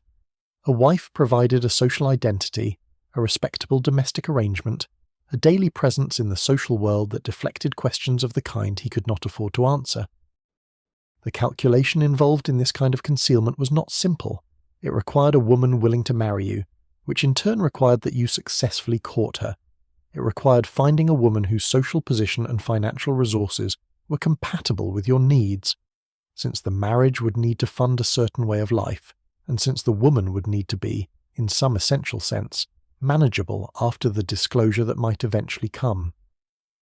It required the sustained performance of a plausible heterosexual courtship, which in this period and social context meant flowers and opera, and the careful management of physical proximity during the months when a chaperone was present and afterward. It required finally the nerve to carry it through to the ceremony and the night following. The women who were the objects of these courtships were not, on the whole, foolish women. Elizabeth Drexel-Lair was intelligent, had been around the world, had been married before, and noticed, even at the time, that Harry Lair's interest in her fortune preceded his apparent interest in her as a person. She noted this in her diary. She set it aside. Why she set it aside, and what precisely she was setting aside, is a question her memoir answers incompletely. She seems to have wanted to be married again. She seems to have been charmed by him in ways that competed with her better judgment. She was 33, a widow with children, and the social world of the time offered limited alternatives. This is the environment in which concealment thrived. Not merely the concealment of specific facts, but the broader social pressure that made certain questions difficult to ask, and certain concerns difficult to name. A woman who asked her suitor directly about his sexual orientation would not have had the language for the question, even if she had known she wanted to ask it. A woman who demanded a full accounting of a man's previous relationships and financial position before agreeing to marry him would have been considered difficult, if not frankly rude. The social forms of courtship were not designed for full disclosure. They were designed for display. The presentation of the most attractive version of each party, with the expectation that life would eventually fill in the rest. The lawyers who handled the subsequent cases understood this clearly. When they interviewed the women who had come to them in the aftermath of these weddings, they were not surprised by what they heard. They had heard versions of it before. The man had been charming. The courtship had been pleasant. The warnings, if any, had been indirect and easily explained away. The decision to marry had seemed entirely reasonable at the time, based on the information available. What had not been available was the information that mattered. The Newport social season was, in its way, the most sophisticated laboratory for this kind of management that the period produced. The setting was designed for display and romance, and the management of social arrangements. The compressed geography of the summer colony, the great houses of Bellevue Avenue and Ocean Drive within a few miles of each other, everyone's movements visible to everyone else, the balls and dinners and sailing parties providing a continuous social calendar from mid-July through Labour Day, meant that a man courting a wealthy woman was always performing in public, under observation, with an audience sophisticated enough to notice inconsistencies. What this meant for the concealers was that the performance had to be especially good. It also meant that detection, when it came, could be very public. A story that broke in Newport in August spread through the entire social network within days, carried by letter and telegram and the particular pleasure that certain people took in the management of other people's disasters. The social world that had witnessed the courtship now witnessed its unravelling, with the same attention and rather more enthusiasm. The lawyers had developed their own discretion practices for exactly this reason. A family whose daughter had experienced one of these situations needed a particular kind of counsel, someone who could move through the legal machinery quickly and quietly, filing the annulment petition in the right court, managing the timing of any required disclosures, coordinating with social allies who could shape the narrative in the drawing rooms where it would inevitably be discussed. These were professionals in the full sense, expert in their specific domain, valuable in proportion to their expertise, and generously compensated for both. The outcome, in the cases where everything worked as it should, was a woman restored to unmarried status with a minimum of public attention, her family's fortune and reputation intact, the episode treated by her social world as the result of a deception by the other party rather than a failure of judgment on her own. This was, by and large, the truth. But in the Gilded Age, the truth was not always sufficient protection. Being correct about who was to blame was not the same as escaping the social consequences of having been in the situation at all. You are some distance now from the morning after hotel room, but you are not so far from it that it has lost its particular quality. The light is still there in the imagination. The pale light through heavy curtains, the cooling champagne, the flowers beginning to nod. These rooms are the fixed point around which the larger machinery of social performance and legal management and family strategy rotated. The human moment was always very small, contained in a room, experienced by very few people. The consequences spread outward from it in every direction and went on for years. Newport in July had a particular smell in the evenings, the salt of the Atlantic coming over the cliff walk, and the cut grass of the lawns that the gardeners maintained with considerable effort, and sometimes the specific smell of coal smoke from the kitchen quarters when the wind was wrong. The cottages were mostly built facing south or west, to catch the afternoon sun on the terraces where people sat after dinner, the women in their summer clothes, the men with their cigars, the long evenings of July extending toward 9 and 10 o'clock before the light finally gave up. In these evening conversations, the social management of difficult situations was sometimes conducted in plain sight, in language carefully calibrated to say what needed to be said without saying what could not be said. A woman who had recently been through an annulment might find herself the subject of a certain kind of attention, the attention that the matriarchs of the colony gave to situations that required management. It was not unkind attention. It was the attention of women who understood that their social world required maintenance, and who applied that maintenance with the same practical intelligence they brought to everything else. Mrs. Fish, who had her own genius for social management and who had been one of Harry Lair's great patronesses, was reported to have handled difficult social situations with a directness that cut through the usual protocol. She would say what needed to be said and then move on, and the social world generally moved on with her. She had a speed and a decisiveness that served her well in an environment where hesitation read as uncertainty, and uncertainty was considered almost as damaging as the situation itself. The morning air in Newport in late July had a quality that was different from the rest of the day, cooler before the heat arrived, with the smell of the dew on the grass and the sound of the birds in the elms that lined the back roads of the colony. If you were awake in Newport at that hour, you were likely a servant beginning the day's work, or a guest who had not slept well, or someone sitting at the window of a cottage with a letter to write that was going to be difficult to write. The morning offered a kind of privacy that the rest of the day, with its endless social requirements, did not. Newport, Rhode Island, served two distinct and somewhat contradictory social functions during the Gilded Age. It was where the marriages of the season were arranged, in the summer colony's drawing rooms and on its sailing yachts, and across the lunch tables of the great cottages that lined Bellevue Avenue. And it was also in the winters that the summer colony knew nothing of, where a significant portion of those marriages went to be dissolved. The explanation was legal. Rhode Island's divorce laws, in the latter half of the 19th century, were among the most permissive in the country.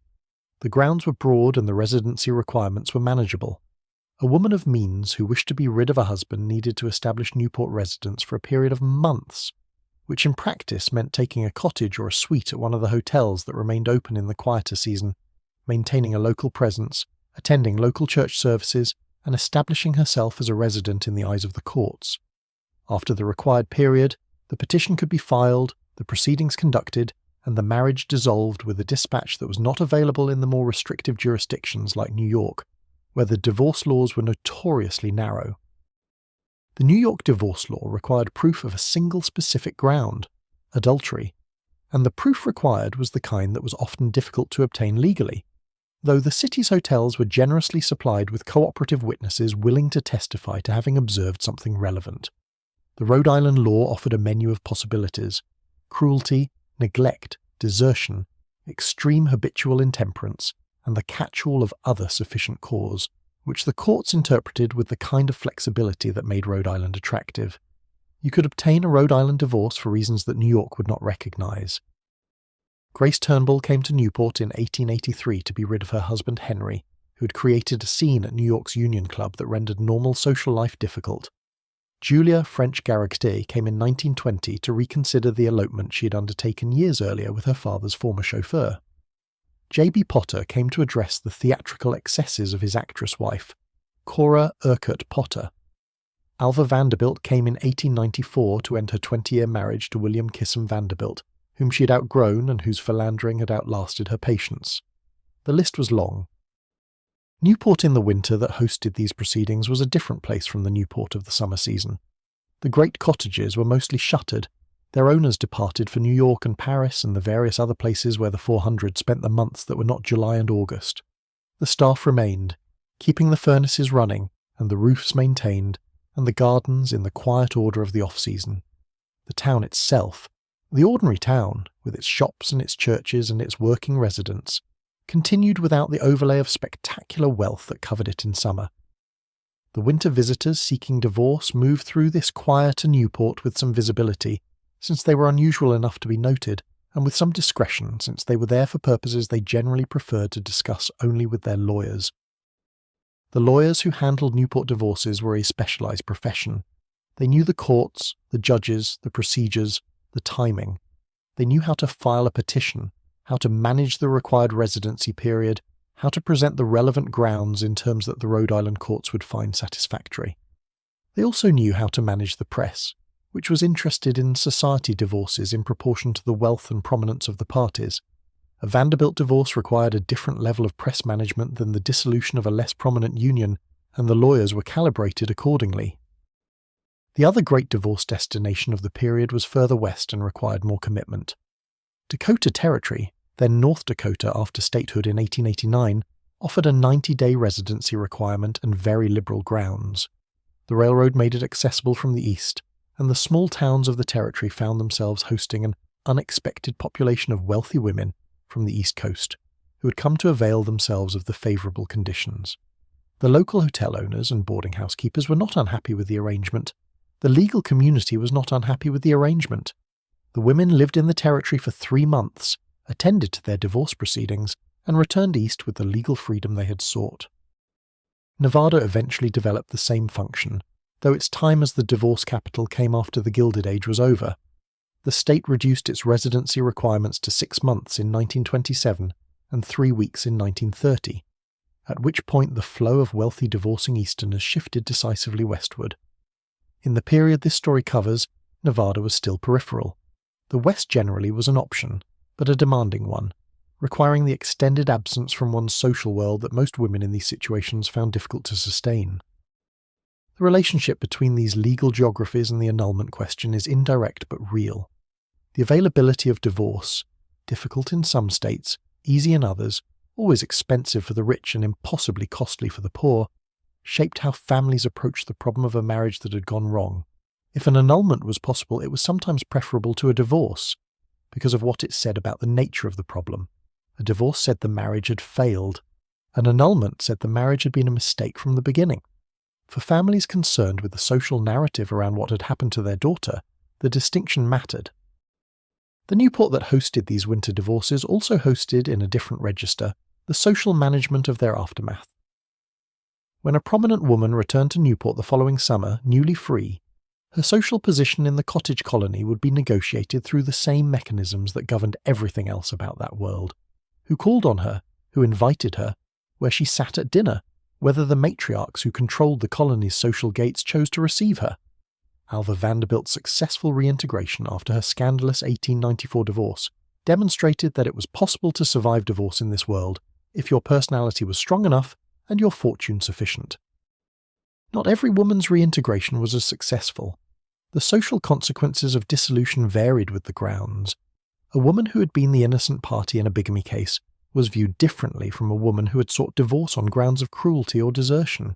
A woman whose husband had been publicly documented as an adulterer occupied a different position from a woman whose marriage had been dissolved for reasons the social world found less clear-cut. The gradations were fine and the social penalties were applied with precision. What the geography of divorce and annulment in this period reveals is the extent to which legal relief was not uniformly available. The woman in New York who needed to leave her marriage could not simply leave it.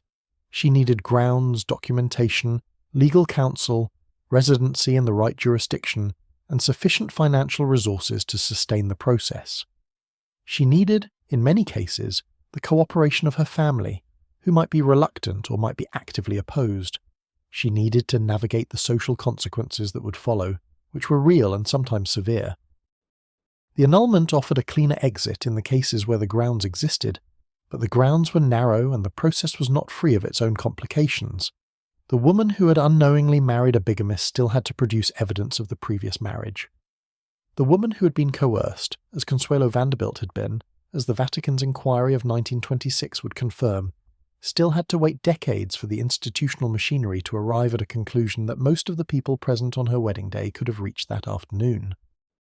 Newport in October, after the last cottages have been closed and the last carriages of the season have left, has a particular quality that none of the summer photography captures.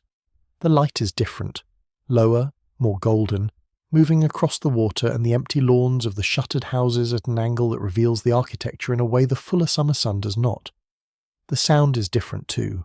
The boats are mostly in, the harbour quiet, the particular roar of a summer colony at full engagement replaced by the ordinary sounds of a working harbour and a working town. The cliff walk in October, with the full Atlantic visible to the east and the cottage gardens going brown behind the stone walls to the west, is a different walk from the same path in August.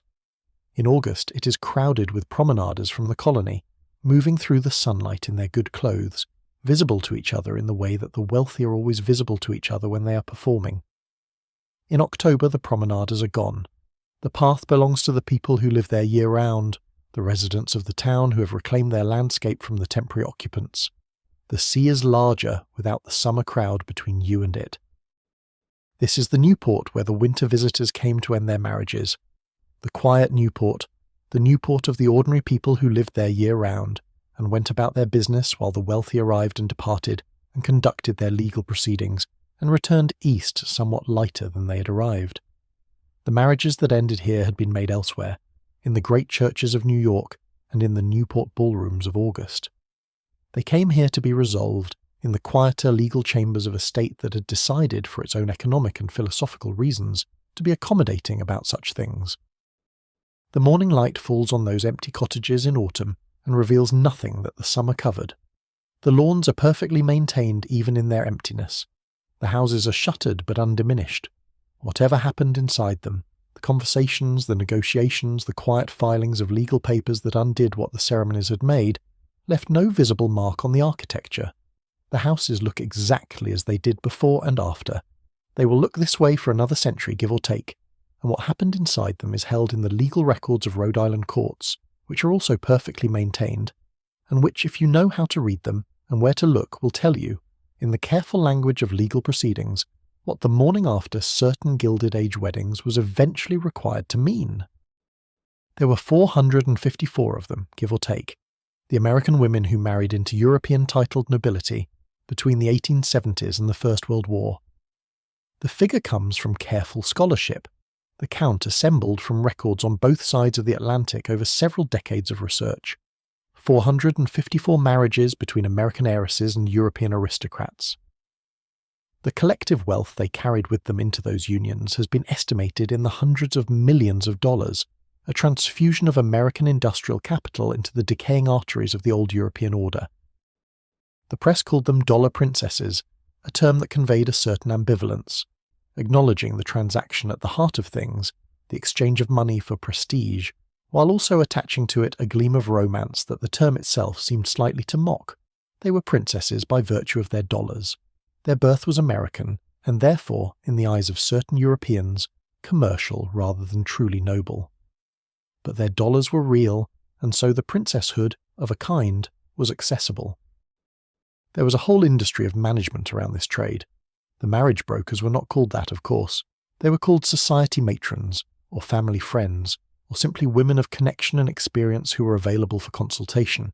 Minnie Paget, born Mary Fisk Stevens in New York, married to Sir Arthur Paget of the British military, and spent for decades at the intersection of American money and English aristocracy, was one of the most significant of these figures.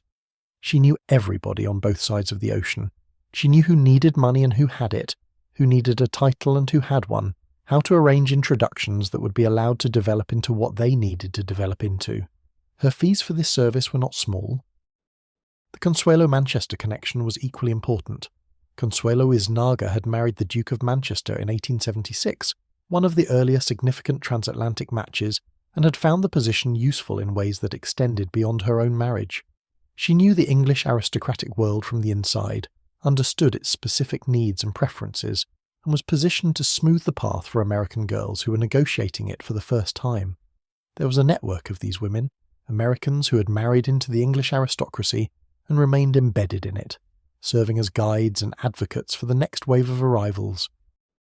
The American mothers who sought their daughters' placement in European nobility were not naive about the transaction. They knew the Duke needed money. They knew their daughter was the money. What they were perhaps not always sufficiently realistic about was the quality of the man to whom the money was attached. The title was verifiable. The estate was verifiable. Whether the man himself was honest, whether he had previous attachments that had not been disclosed, whether his interest in the proposed bride extended beyond the financial, these things were harder to verify and not always adequately investigated. The geography worked against investigation. An American family considering a European match was, by definition, dealing with a situation in which the relevant information was thousands of miles away, and in a language the family might not speak well. A French count presenting himself in Newport could give an account of his family, his title, his estate, and his previous history that was entirely plausible and entirely unverifiable by anyone in the room. The letters of introduction he carried attested to his social position. They did not attest to the state of his finances in any detail, or to the existence of any prior attachments that had not been dissolved to a sufficient legal standard. These were things that a properly motivated inquiry agent might have surfaced, given time and access. The social calendar did not always permit the time, and the social forms of the period did not always permit the access. The European side of the transaction had its own management. A nobleman in financial distress presenting himself as a suitor needed to project a confidence and ease that his actual circumstances would not have naturally generated.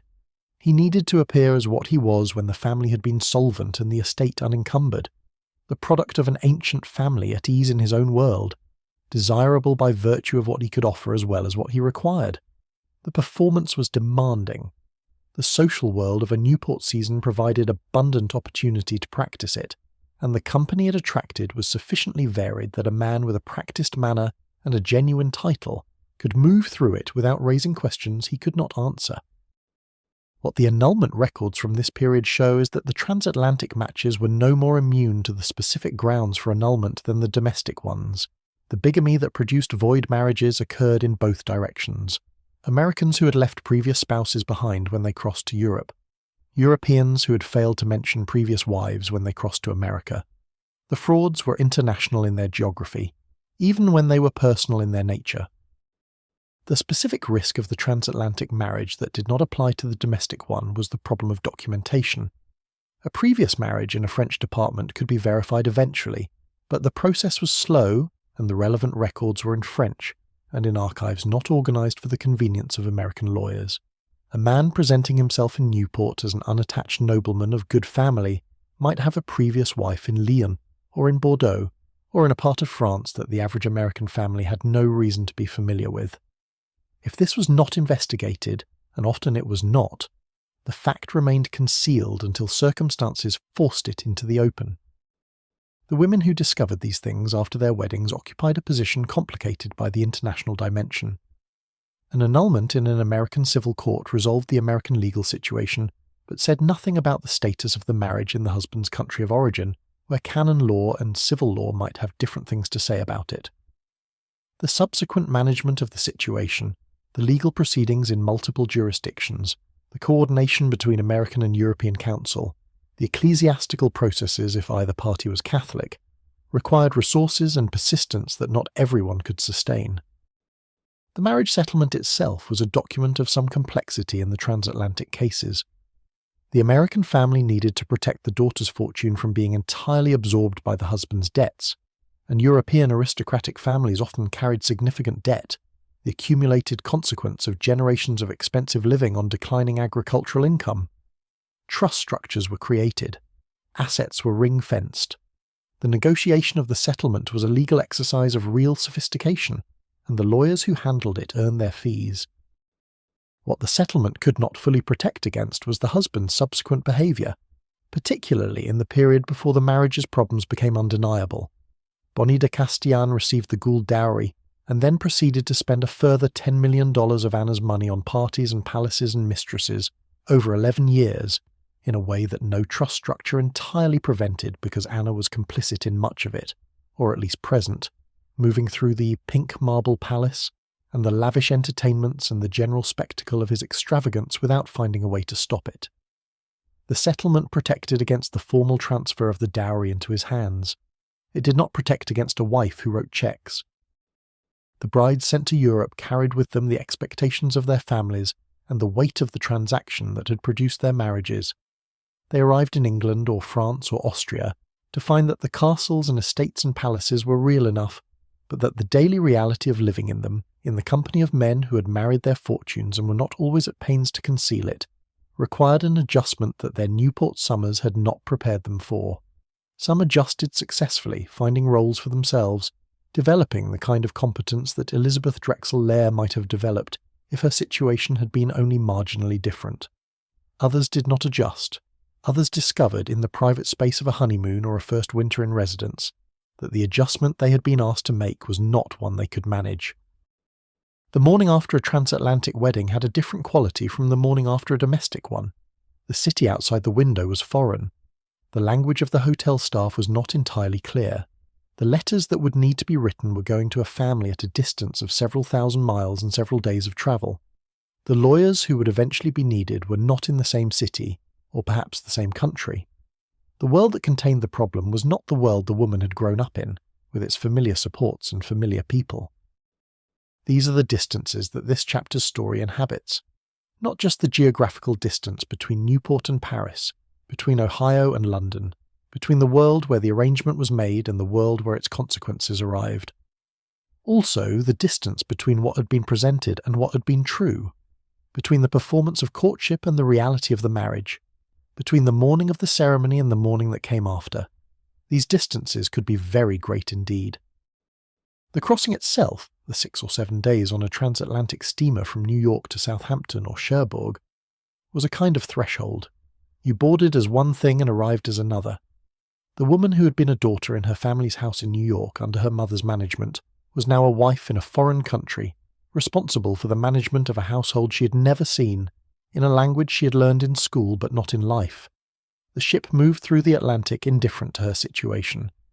The other passengers in first class were mostly people she knew or knew of, moving in the same currents between the American and European social worlds. The days on the ship had their own rhythm.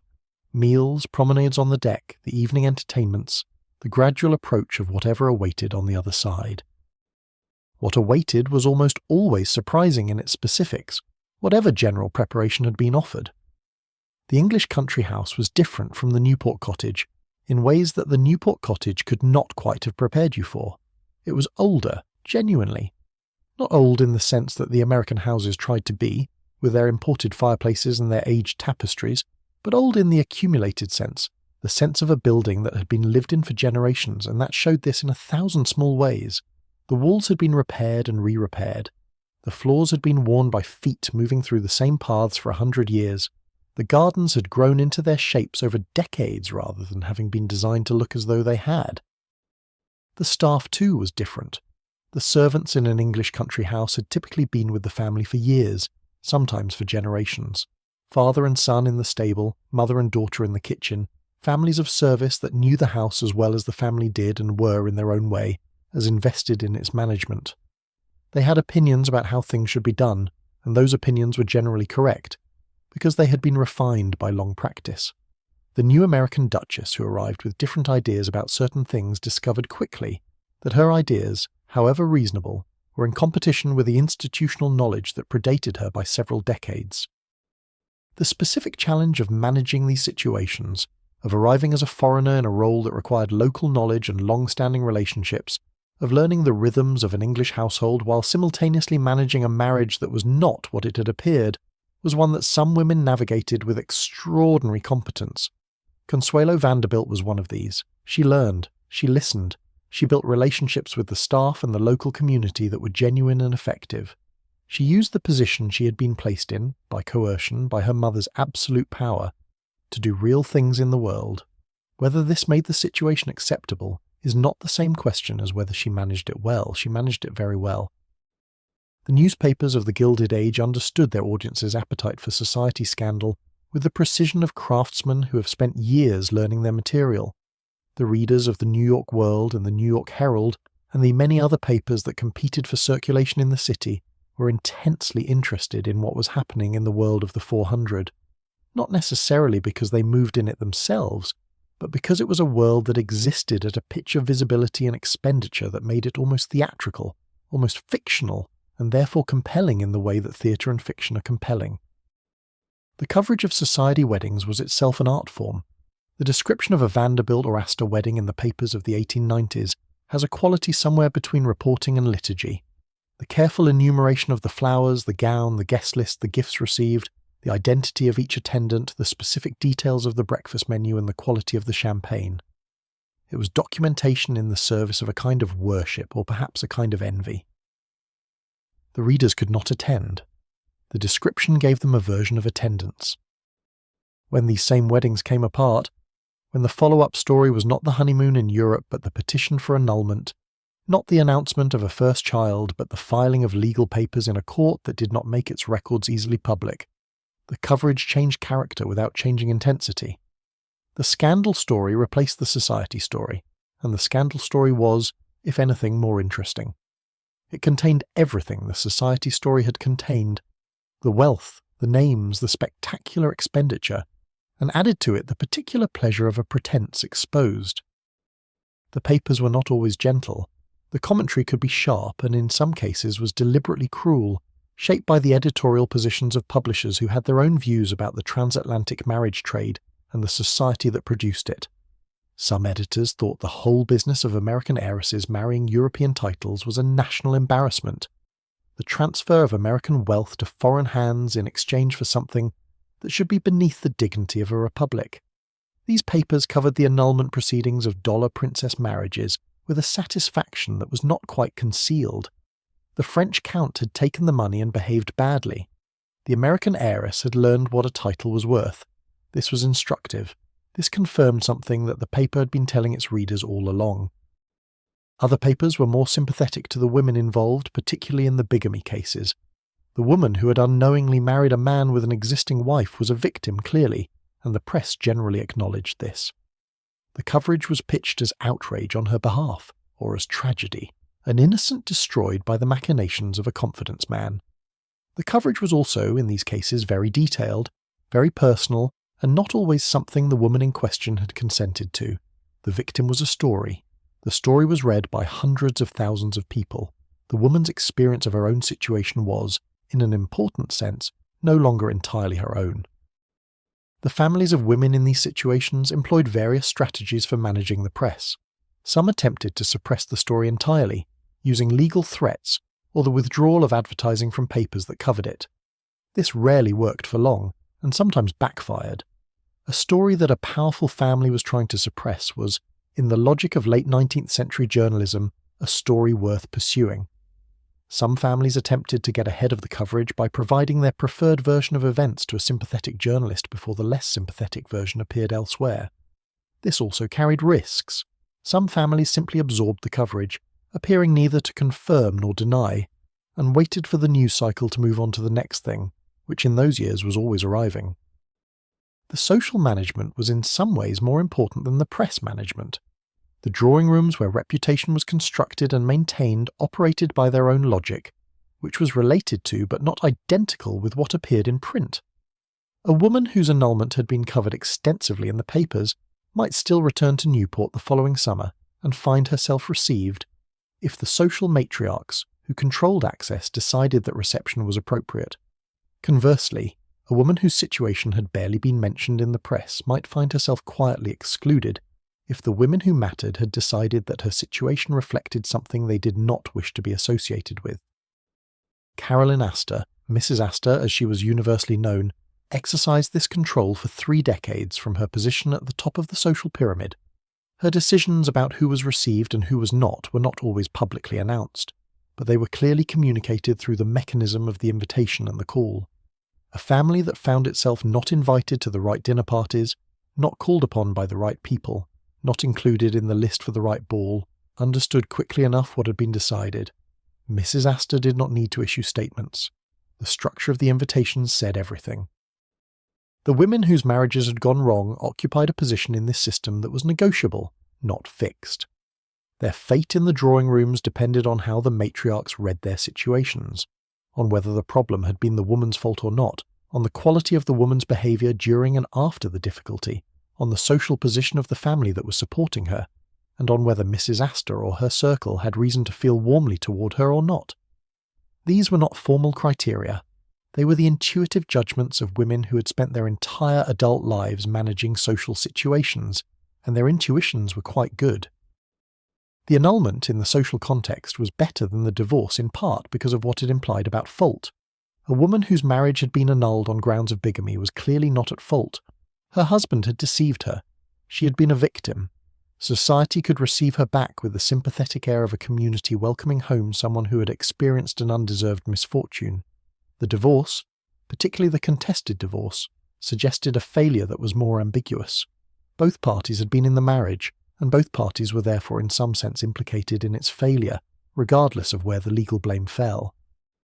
The management of these social negotiations required time and attention, and the kind of social intelligence that the women involved often possessed in abundance, having been trained since childhood to navigate exactly this kind of complex interpersonal terrain. The skills that had been applied to the successful presentation of oneself during the season were now applied to the successful presentation of oneself during the recovery from the season's aftermath. Different material, same basic technique. The newspapers, watching all of this from outside, saw the social management as another part of the story. The coverage of a prominent woman's return to society after an annulment was its own genre, the observation of who received her, which parties she attended, how she was treated, what her presence at this or that event implied about her standing. The society reporter's job was not merely to document events, but to read the events for their significance, to translate the language of the invitation and the placement at the dinner table, and the greeting in the park for readers who did not have the fluency to read it themselves. Edith Wharton, who lived in this world and wrote about it with the precision of someone who understood it from the inside, described its social management in terms that still feel accurate. The surface was everything and nothing. The appearance of ease, the appearance of belonging, the appearance of a social situation unchanged by whatever might be happening beneath it. These were the performances required of everyone at all times, but especially by those whose situations made perfect ease impossible. The woman returning to Newport after annulment was required to appear as though nothing had happened. The social world was required to appear as though nothing had happened. Both parties understood this was a fiction. Both parties maintained it. The papers were not party to this fiction. They recorded what happened.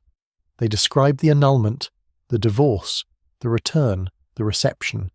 They were, in this sense, the history, however imperfect, the record that would remain when the social world that maintained the fiction of ease had passed, and the drawing rooms were closed, and the great houses were open to the public for $10 a head, and the only evidence of who had passed through them and what had happened inside them was the documents left behind in newspaper archives and court records.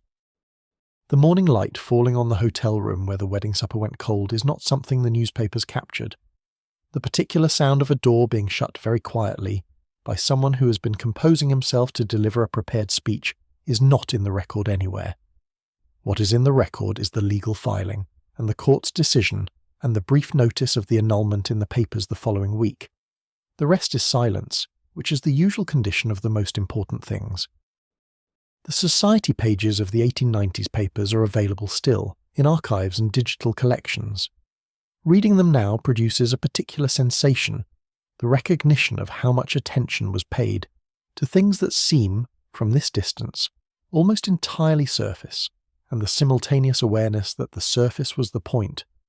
The detailed enumeration of Mrs. Astor's dinner guests, the precise description of a bridesworth gown, the reported cost of the floral arrangements at Newport Ball, these were not decoration. They were the substance of the thing itself. The surface was the world. What lay beneath it was private, managed, maintained in the silence that the social world required. The annulment notice, when it appeared, typically occupied a few lines in the legal notices section. The same paper that had given a wedding several columns on the society pages devoted 2 or 3 sentences to its undoing, placed where legal matters were typically placed, in the dry official language of the court record. This disproportion tells you something about the period's values. The spectacle of a beginning warranted extensive documentation, while the quieter fact of an ending warranted very little. The wedding was social, The annulment was legal. Society and law inhabited different registers of the newspaper, and that difference reflected a real distinction in how these events were understood. What the papers did not record, and what no record has preserved, is the specific texture of the days between the wedding night and the filing of the petition. The days when the situation was known but not yet acted upon. The days of conversations between family members, of letters written and sent, of the particular human work of absorbing an unwelcome truth and deciding what to do with it. These days were private in the way that all of the most important days are private. They happened in rooms without reporters. They left no documents. They existed fully and then dissolved into the past, taking with them everything that made them real. The women who came out the other side of these situations, annulled, or finally divorced, or simply carrying forward in the knowledge of what they knew, did not all arrive at the same place. The variations in their subsequent lives are as instructive as the experiences that had brought them to this point. Some flourished, some were quietly ruined. Most arrived at something in between, diminished in some ways, more real in others, carrying something they had not expected to carry but that had, over time, become simply part of the weight of being themselves. Elizabeth Drexel published her memoir in 1935 at 67, and the book became a genuine sensation. She had waited for Harry to die. She had waited for enough of the people she wrote about to die. She had carried her knowledge for 34 years. When she finally put it into print, she did so with considerable literary skill. The book is not merely a catalogue of grievances, but a portrait of a world, done with the attention and the detail of a woman who had spent decades observing it very carefully from an unusual vantage point. She had been, in a sense, both inside the world and outside it from the night of her wedding. That double position gave her account its particular authority. What she did not do was claim that she had been destroyed by what happened to her. She had been diminished by it in some ways. She had been cheated of something she had expected. She had spent 28 years in a marriage that was not a marriage, performing a social fiction that the world accepted without looking too closely at it. But she had also done things with those years. She had travelled. She had been present at some of the most remarkable moments of the age she was documenting. She had maintained friendships and cultivated a social intelligence that she eventually turned to good use in the memoir itself. The book is the evidence that she had not been destroyed. Consuelo Vanderbilt's second life, after the separation, the divorce, the Vatican annulment, was, by all accounts, genuinely happy. She married Jacques Balsan in 1921, and by the accounts of people who knew them, the second marriage had what the first had entirely lacked: affection, compatibility, the genuine interest of two people in each other's company. She lived between France and the United States, maintained the kind of social engagement that her position and her temperament required, and continued the philanthropic and political work she had begun as a duchess. She was not diminished by the divorce and annulment. She was, if anything, enlarged by the freedom they represented. Anna Gould's post-Castellan life was stable in ways that the marriage itself had not been. The Talleyrand marriage, her second, lasted 29 years until her second husband's death in 1937. She lived quietly after that, in the houses her fortune had maintained, in the position that two marriages into French aristocracy had secured. The money was significantly reduced from what it had been at her father's death, but it was not gone. She was a duchess twice over. She had outlasted Bonnie de Castellane, who died in 1932 without having obtained his Vatican annulment, and she had outlasted his expensive and beautiful palace, which came down in 1969. She died in Paris in 1961 at 86, the last surviving child of Jay Gould. She was still the Duchess of Talleyrand. The women whose situations had been less public, whose annulments had been filed in quiet courts and processed without newspaper coverage, came out into lives that are harder to trace. They did not write memoirs. They did not attract the attention of subsequent historians.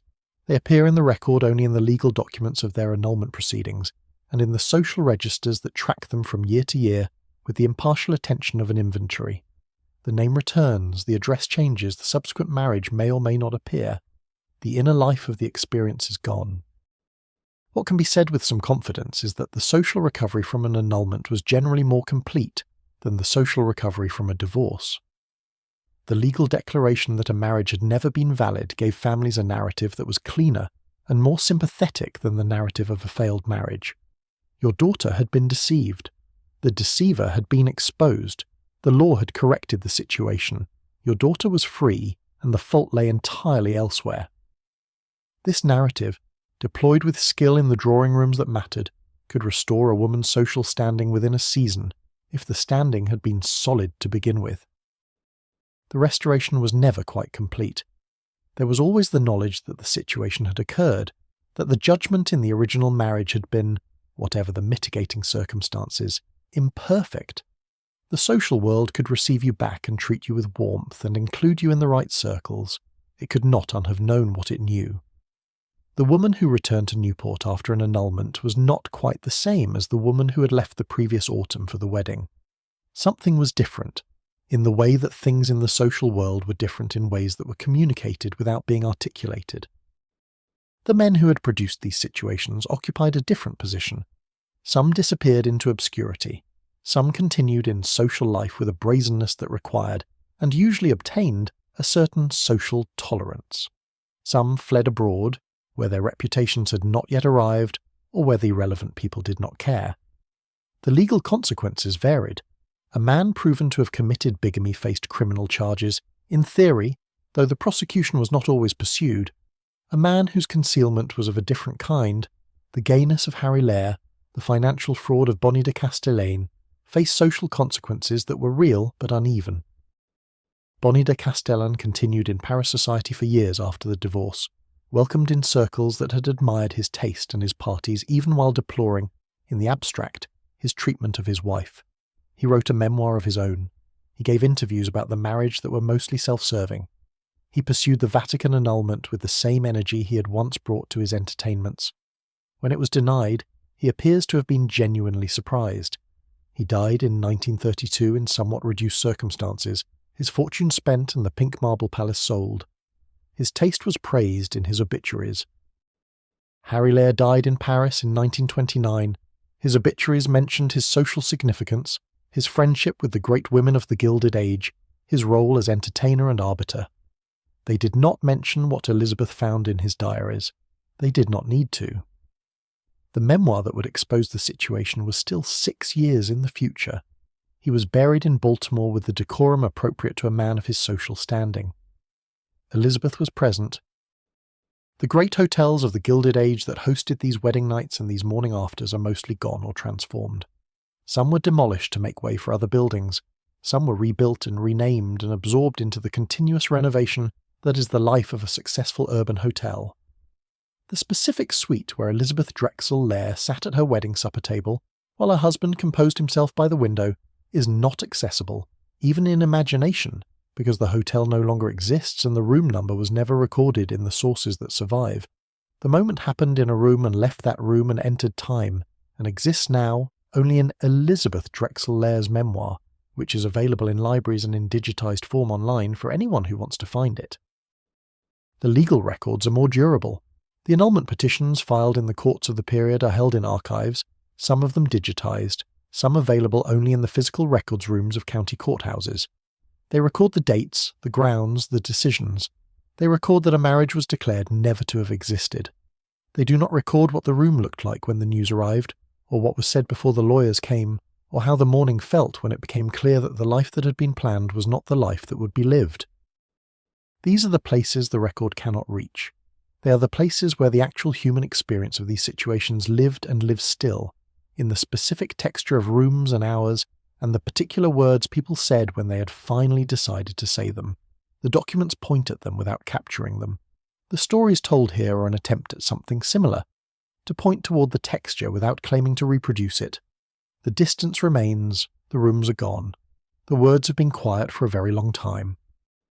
What remains is the outline, the shape of a particular kind of event that recurred in the Gilded Age, with enough frequency to constitute a recognizable pattern.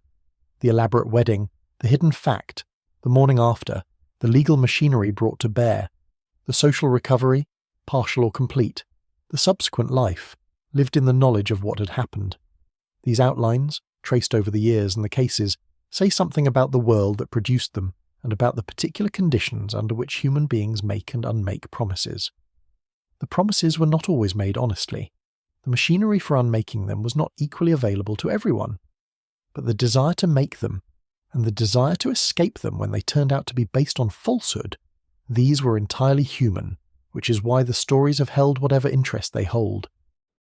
What persists finally is the outline's insistence on being remembered. These women, Elizabeth, Consuelo, Anna, and the many others whose names are less famous or entirely lost, moved through a world that assigned them their roles before they were old enough to evaluate those roles. They were prepared for a performance and then placed in it. Some of them discovered, in the hotel rooms and the honeymoon conversations and the letters that arrived from other cities, that the performance was not what they had believed they were entering. That discovery, its particular quality in a room in the early morning, in the specific silence after a door has been gently shut, is what these stories have tried to approach, not to solve or to settle, but to sit with quietly. There is a way of thinking about the Gilded Age through its objects rather than its events, and this way produces a different kind of understanding. Slower, more sensory, closer to the texture of what it actually felt like to be inside it. The events are in the historical record. The objects are in the museums and the auction houses and the few houses that survived the decades that followed. They tell a story that the documents cannot quite tell. The wedding gifts of a major society wedding in this period were extraordinary in their number and in the quality of what they represented. The accumulated resources of several hundred wealthy families, expressed in the form of silver and crystal and porcelain and jewellery and objects of the kind that required no practical justification, because practical justification was beside the point. A set of 12 silver candelabra, a diamond parure from a European jeweller, the stone set in platinum in the new style that was replacing gold, a set of Sèvres porcelain ordered in Paris months in advance, the couple's monogram painted on each piece by a craftsman who had been doing this work his entire adult life. These objects were logged in the society pages with the same attention given to the guest list. Who had sent what, and from whom it had come, was information that conveyed the social coordinates of the family receiving it, the reach of the network, the quality of the connections, the estimation in which the family was held by the people who mattered. A gift from Mrs. Astor meant something specific. A gift from the Vanderbilts meant something specific. The objects were not merely objects, they were statements. The rooms where these objects eventually lived were designed to contain them with maximum effect. The great houses of Fifth Avenue and Newport were not decorated for comfort. Primarily, they were decorated for impression. The careful management of what a visitor saw when they were received, and what that vision communicated about the family that had created it. The rooms were large, the ceilings were high, the surfaces were covered in the kind of detail that requires close attention to fully absorb the carved mouldings, the inlaid floors, the tapestries with their medieval hunting scenes, the paintings in their heavy gilt frames. Blenheim Palace, into which Consuelo Vanderbilt arrived as a new duchess in November 1895, was a concentrated version of this world taken to its historical extreme. The great hall was the height of a cathedral nave, the ceiling painted with allegorical figures celebrating the first duke's victories. The long gallery stretched for more than 100 metres. The library contained 10,000 books selected for their appearance on the shelves, as much as for their content, though some were genuinely read. The garden, designed by Capability Brown in the 18th century, arranged water and woodland and lawn on a scale that required moving large quantities of earth over several years to create. The smell of these rooms in the late 19th century would have been particular and recognisable. Beeswax on the floors, the faint chemical undertone of gas lighting before electricity arrived, the lavender and cedar of the linen closets, and in the older English houses especially, the slow damp of stone and old wood that no amount of heating could entirely eliminate. The English country house in November had a cold that was different from American cold. Deeper, more persistent, the cold of walls that had absorbed centuries of damp. A woman arriving from Fifth Avenue in New York found the English cold in her bones in a way that was new. Consuelo Vanderbilt wrote later that she had difficulty getting warm at Blenheim in those first winters. The palace had not been fitted with central heating on the American model. The fireplaces were large and the fires that burned in them were real, but the rooms were large too, and the heat dissipated before it reached the walls. She dressed in layers and learned to position herself relative to the fires. She learned, gradually, the management of a house of that age and scale. The staff negotiations, the seasonal rhythms, the particular way that English domestic life organised itself around traditions that were not explained because they were assumed to be understood. The rose marble palace that Bonny de Castellane built on the Avenue du Bois de Boulogne was a different kind of house entirely. New money spent on new building, every detail controlled by a man of genuine aesthetic intelligence who was deploying someone else's fortune. The marble was pink, as the name suggested, imported from a quarry in France, and worked by craftsmen who had been brought to Paris specifically for the project. The rooms were designed for entertainment at scale. The ballroom could hold hundreds. The dining room was set for the specific number of guests that Castellane had determined was optimal for the kind of dinner he gave. The gardens were arranged for the parties that spilled from indoors to out in the Paris summers. The furniture in these houses was, in many cases, genuinely historical.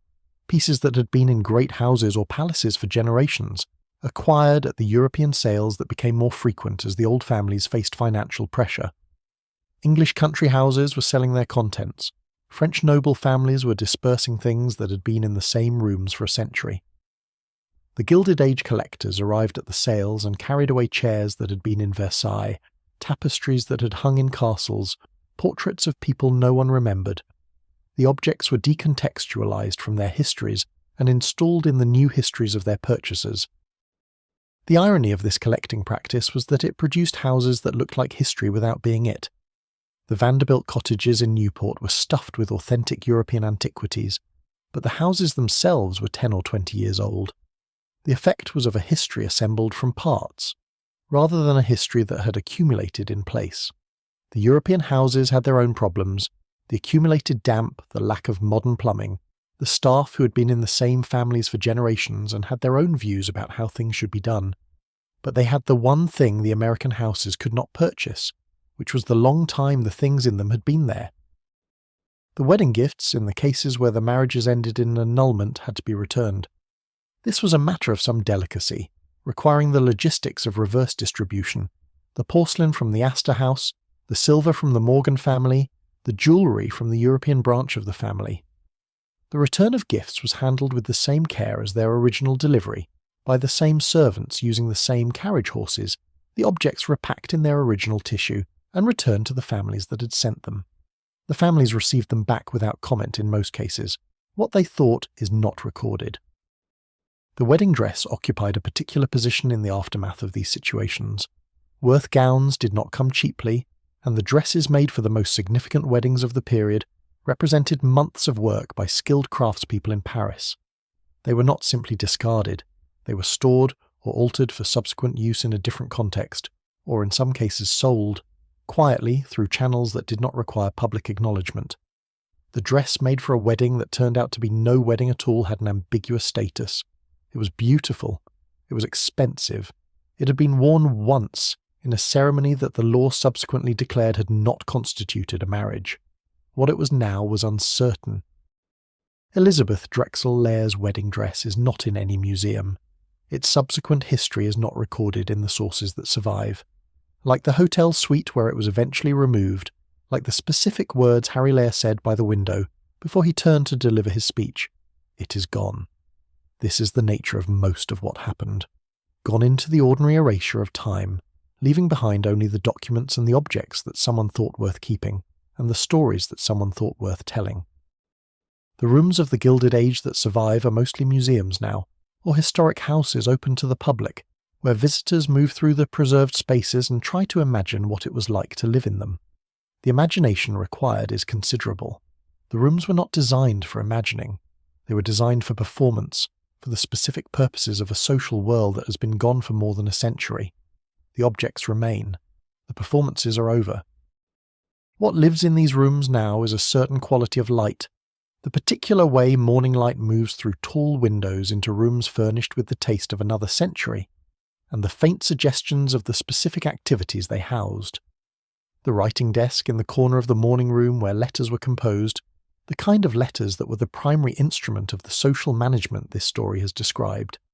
The fireplace where coals burned on cold November evenings when a new duchess was learning to be cold in a different way than she had ever been cold before. The wardrobe door where a dress might hang, its train carefully arranged, on the morning that was supposed to be the first morning of a life and turned out to be something else. There is a quality of silence in the Gilded Age social world that is worth sitting with for a moment. because it was not merely the absence of speech. It was an active, managed, deliberate silence, the product of a culture that had developed sophisticated protocols for the maintenance of fictions that everyone in the room might privately know to be fictions. The fiction was maintained because its collapse would be more expensive than its continuation. The silence was the price of stability. The women who moved through this world learned early that certain things were not discussed. The exact state of a family's finances was not discussed. The real nature of a marriage that had long since ceased to function was not discussed. The reasons a gentleman spent so much time abroad or so little time at home were not discussed. The attachments that certain men formed with other men were absolutely not discussed, even by people who were entirely aware of them. The word for these attachments did not exist in polite conversation. The awareness of them was managed by pretending, consistently and collectively, that they did not exist. Harry Lear had moved through New York and Newport society for years before his marriage, and the women he was closest to, Carolyn Astor, Mamie Fish, Alva Vanderbilt Belmont, were sophisticated women who had been watching people carefully their entire adult lives. What they understood about Harry, and what they chose to know versus what they chose not to know, is not fully recoverable from the sources. What is clear is that his company was valued, and his presence sought after, and his particular talent for making women feel seen and appreciated was something these powerful women clearly enjoyed. Whether they understood the nature of the talent was a separate question from whether they wanted it present in their drawing rooms. Elizabeth Drexel, when she entered this social circle as his wife, was not in a position to ask the questions that might have protected her. The questions could not be asked in the language available to her. There was no framework within which a woman in 1901 could say to the women who had known Harry Lear for years, "Is there something I should know about him?" The answer would have been delivered in the same silent language that covered everything else that was not said. A slight adjustment of expression, a change of subject, a compliment offered as a deflection. Elizabeth was intelligent. She would have understood what the silence meant, but understanding and naming were different activities, and only one of them was available. Consuelo Vanderbilt knew what was happening to her. She wrote later that she had wept at her own wedding ceremony openly, and that this was observed by several guests and understood by everyone who saw it, except that understanding was not available in any actionable form. The guests could see that she was crying. They could not say, in the language of 1895 New York society, "This woman is crying because she does not wish to be married and has been coerced." They could say, "She is overcome with emotion." They could say, "How touching that she should feel it so deeply." The truth was visible and could not be acknowledged. The Duke of Marlborough, on his honeymoon, told Consuelo that he had married her to save Blenheim. This was a disclosure, of a kind. He was telling her what he had not told her before, or at least he was making explicit what had perhaps been understood but never stated. The timing of the disclosure was significant. He waited until she was committed. She was his wife. The settlement had been paid. The ceremony had taken place. She was in England, in a foreign country, married to a man she barely knew, travelling in his company to a house that was his ancestral home, and in which she had no standing except what the marriage had given her. The disclosure was safe to make because its consequences, in the immediate practical sense, were nil. This timing was not accidental. It was in its own cold way strategically sophisticated. The information was most useful to the recipient before the ceremony, when it might have led to refusal. Delivered after the ceremony, it was information without a use. She could not undo what had been done. She could not leave, not practically, not yet, not without a scandal and a legal process that would take years. She could only absorb the information and continue, which she did, for 11 years. The culture of not saying extended even to the legal proceedings themselves. The annulment petition did not say what could be said. It stated the grounds in the minimum necessary terms. It did not describe the wedding night or the honeymoon, or the specific conversations in which the essential facts had been withheld. It was a legal document, precise and minimal, stating what needed to be stated to obtain what needed to be obtained. The fullness of the situation was held in the people who knew it and not transferred to the document. The memoir and the tell-all book represented a departure from this protocol. Elizabeth Drexel Lear published in 1935 because by 1935 enough of the principles had died that she could do so. The memoir is notable precisely because it says what the silence had covered for 34 years. It says it with some care, in the literary form of a memoir rather than the blunt form of an accusation, but it says it. She describes the wedding night. She quotes what was said, or her recollection of what was said, which had been carried in her memory for 3 decades, and was presumably accurate in its essentials. She says what happened in the room. The response to the memoir was a kind of surprised recognition. The Times and the Atlantic and the other publications that reviewed it expressed something like, "Of course, yes, we always suspected something like this, and here it is confirmed." The confirmation was gratifying. The details were interesting. The social world the memoir described was already historical enough to be viewed from outside. The people who might have been embarrassed by it were mostly dead. The silence that had covered the situation was 34 years old and had done its work. What it had covered was now available to be uncovered, and the uncovering was received as entertainment and as history. The other silences, the women who did not write memoirs, who carried their knowledge in private, who managed the recovery from their situations without the compensatory catharsis of publication, are not recoverable. Their silence is a different kind of silence from Elizabeth Drexel Laird's, which was strategic and eventually broken. These other silences are simply the silence of people who did not speak, and they have persisted. There is something in this persistent silence that is worth acknowledging. The Gilded Age produced enormous quantities of documentation. The newspapers, the legal records, the society registers, the letters that survive in archives, the diaries that were kept and sometimes published. It also produced, in quantity equal to or exceeding all of this, the absence of documentation, the things that were not written, not recorded, not preserved. The most important things that happened in these marriages happened in rooms where no one was taking notes. The essential conversations took place between 2 people and were not repeated, or were repeated only much later, in the partial form that memory produces. What remains, then, is an approximation, the outline traced from the surviving evidence, the general shape of what happened, filled in from what we know about the world in which it happened and the people who moved through it. The specific texture, the particular sound of a door being closed, the way the light fell, what it felt like to sit at a table set for a supper that would not be eaten, is beyond recovery. These are in the silence that the documents cannot enter. The silence of the Gilded Age social world was not neutral. It was maintained at considerable cost by people who had reasons to maintain it. It protected the social structures that the world depended on. It allowed the fiction of ease to persist in rooms where ease was entirely absent. It kept the secrets of men who had secrets to keep, and required the women who shared their lives to become, in their silence, participants in the keeping. The women learned to be silent.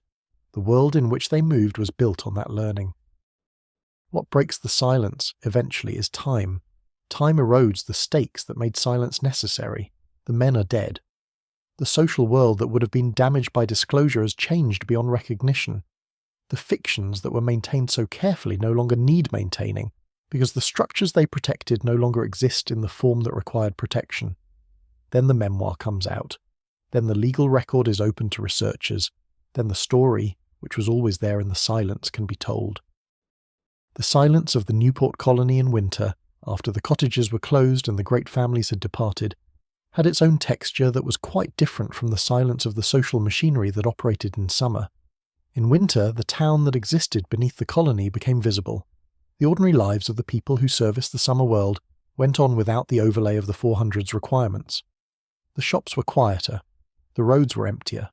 The ocean, in winter, was its own kind of presence, grey and persistent, the sound of it carrying further into the town when the summer sounds were gone.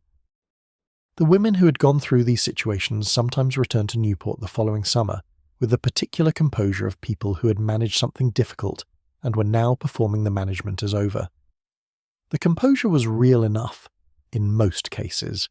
The acute phase had passed, the legal proceedings were concluded, the social recovery was underway.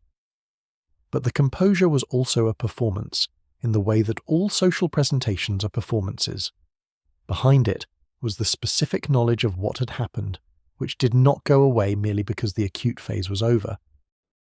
The letters written in this period, the ones that survive in the archives where family correspondence was preserved, The ones that appear in the collections of institutions that accepted papers from Gilded Age families have their own particular quality. They are careful letters, the letters of people who have been trained from childhood in the management of written communication. They do not say what cannot be said. They allude obliquely and precisely to situations that the recipient will understand without explicit statement. They are, in the most literal sense, letters that speak a language of shared understanding, where the real content is not in what is written, but in the spaces between the sentences. Reading these letters 130 years later, the spaces are not always recoverable. The shared understanding that made the illusion legible was the product of a specific social world, and that world is gone.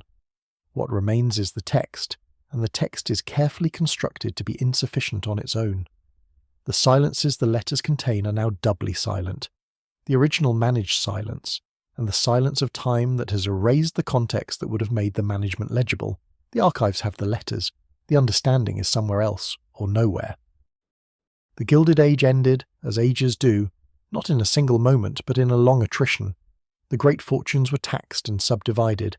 The great houses were sold, or donated to preservation societies, or simply abandoned. The social world that had organised itself with such precision around the question of who was received and who was not dispersed into the 20th century's different, less formal arrangements. The 400 became the 4,000, and then the question stopped being asked with the same urgency. The women in these stories moved through their subsequent decades at various speeds and with various degrees of recovery. Some outlived the world they had inhabited. Consuelo Vanderbilt Balson died in 1964 at 87, having witnessed the entire arc from the Gilded Age to the Civil Rights Movement, from Newport in its full social glory to Newport as a tourist attraction. She had been born into one world and lived most of her life in a different one. The annulment she received in 1926 was old history by the time she died. The marriage that had preceded it was ancient history. The dress weighed more than 20 pounds, and she had worn it once. Anna Gould died in 1961, also in Paris, where she had lived for most of her adult life. She was the last surviving child of Jay Gould, who had died in 1892, and whose obituaries had described him in terms that would have made a modern reader uncomfortable. The fortune he had accumulated was significantly depleted by the time of Anna's death. Bonnie de Castellane had done his work, and the Depression and two wars had done the rest. She had lived well by the standards of the 20th century. She had survived her first husband's extravagance and her second husband's death, and the years that followed. She was buried in Paris. Elizabeth Drexel Lair, the Baroness Decies, died in June 1944 in New York, having fled Paris ahead of the German occupation that arrived in 1940. Her second husband, Lord Decies, died 4 months later in Britain. They had been married for 6 years and had been separated by the war for the last 4. The memoir that had told her story continued to sell, in modest quantities, in the years after her death. It is available still, for anyone who looks for it. It is a remarkable document, the record of a life lived inside one of these situations from the inside over decades. The legal structures that had produced and sustained these marriages continued to evolve through the 20th century. The grounds for annulment expanded in some jurisdictions as the understanding of what constituted essential fraud expanded. The social stigma of divorce diminished. The Catholic Church's annulment process, while still existing, became less visible as a social issue. The requirement for Catholics in these circles to navigate it was real but less publicly dramatic than it had been when the Pope's 9 cardinals examining the Castellane case made the front pages of the newspapers. The women's rights movement, which had been gaining momentum throughout the Gilded Age and found its American political culmination in the 19th Amendment of 1920, changed the legal landscape in ways that gradually made the specific situations described in this story less likely to occur. Women could vote. Women could own property in their own names, under their own management. Women had, gradually and imperfectly and with significant regional and racial variation, access to legal recourse that had not been available in 1895. The exact shape of the injustice that had produced these annulments became less available as the conditions that had sustained it eroded.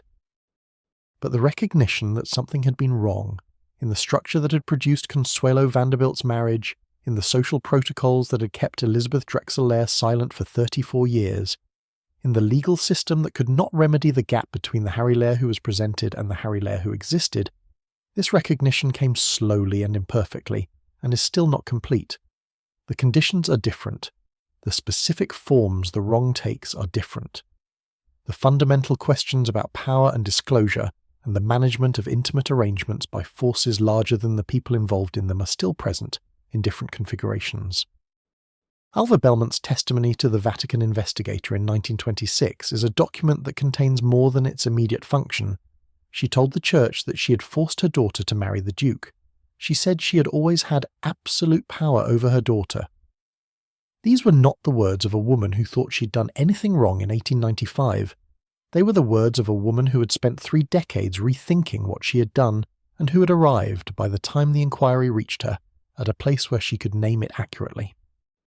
The transformation of Alva Vanderbilt Belmont, from the woman who had locked her daughter in a room until she agreed to marry a duke to the woman who would later president the National Women's Party and spend the last decades of her life advocating for women's suffrage and legal equality, is one of the more instructive journeys this period produced.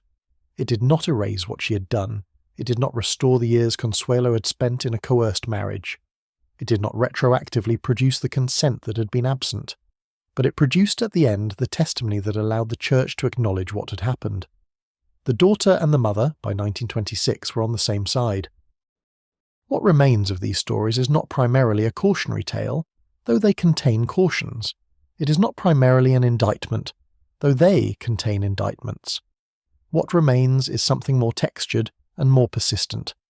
The recognition that the human desire for concealment and disclosure operates in every social environment, that the pressures that produce dishonesty in intimate arrangements are not unique to any period, and that the morning after a wedding that contained a secret is its own kind of beginning, however unwelcome. The hotel rooms are gone, the wedding dresses are gone, or in museums or in attics. The specific furniture around which these situations organize themselves has been dispersed across the world's auction houses. The people are all dead, the last of them gone in the 1960s and 1970s, having lived through a century that would have been entirely unrecognizable to their younger selves. What persists is the outline, the shape of the thing that happened, preserved in the documents and the memoirs and the court records. The legal language is formal and minimal. The memoir language is more revealing, more emotionally present, more willing to name what the legal language only gestures at. Between these two registers, the formal and the intimate, the actual texture of the experience can sometimes be glimpsed.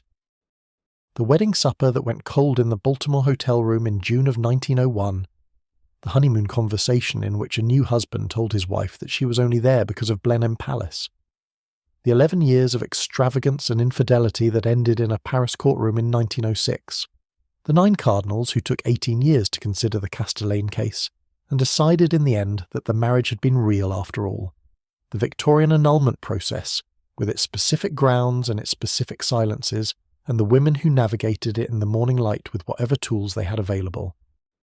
These are the rooms this story has tried to inhabit, not to reproduce them exactly, which is impossible, but to spend some time in their vicinity, to sit with the quality of the light and the sound of doors being shut carefully in the early morning, to think about what it meant to be in those situations with those tools, in that world with those particular stakes.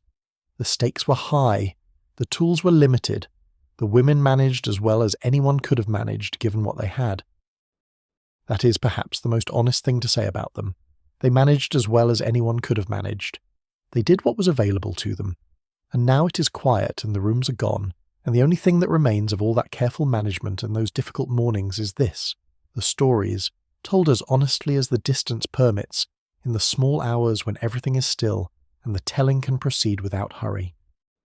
The Gilded Age itself, as a category of historical attention, has never entirely lost its hold on the imagination. The television programs about it, the novels set in it, the histories written about it, these continue to accumulate. The world it describes is distant enough to be picturesque and recent enough to be recognizable. The tensions that ran through it, between old wealth and new, between American democracy and the imported protocols of European aristocracy, between the social rules that governed behavior in the drawing room and the realities of what happened in the rooms behind the drawing room, are tensions that have equivalents in every era, though the specific forms they take change. The annulments themselves are a minor thread in this larger story. The 400 organised and reorganised itself around marriages and divorces and scandals of various kinds throughout the Gilded Age, and the annulments are only one category of the disruptions, but they are a particular category, with a particular quality. They represent the situations where the formal machinery of marriage, the ceremony, the settlement, the public presentation of a social arrangement, met the private reality of what one party knew and the other did not. They are the places where the gap between the performance and the truth was widest. That gap existed in most of these marriages to some degree. The transaction was understood by everyone involved, even as it was dressed in the language of sacrament and sentiment. What was unusual in the annulment cases was the nature of the concealment, not the concealment of the transaction, which was visible, but the concealment of something more specific and more personal, the previous wife, the fundamental incapacity, the coercion that had replaced consent. These were the things that converted a merely difficult marriage into one that the law was prepared to say had never existed. The light outside the window, wherever you're reading or listening to this, is whatever it is, early morning or late at night or the particular grey of an overcast afternoon. The world outside is whatever it is. These stories happened a long time ago, in rooms that no longer exist to people who are long since gone.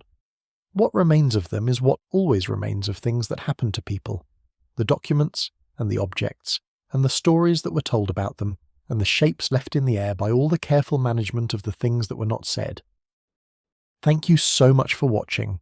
If you'd like to see more videos like this, please consider leaving a like and subscribing to the channel. It really helps us keep making more content. See you in the next one. The light in the room is very low now. The candles on the silver tray have burned to nothing or nearly. The champagne glass is empty or full and forgotten. It does not matter which. The wedding dress hangs on the wardrobe door in the dim room, the seed pearls catching what little light remains. The long train pulled on the floor the way it was left when the attendant last arranged it. Outside, the city is quiet.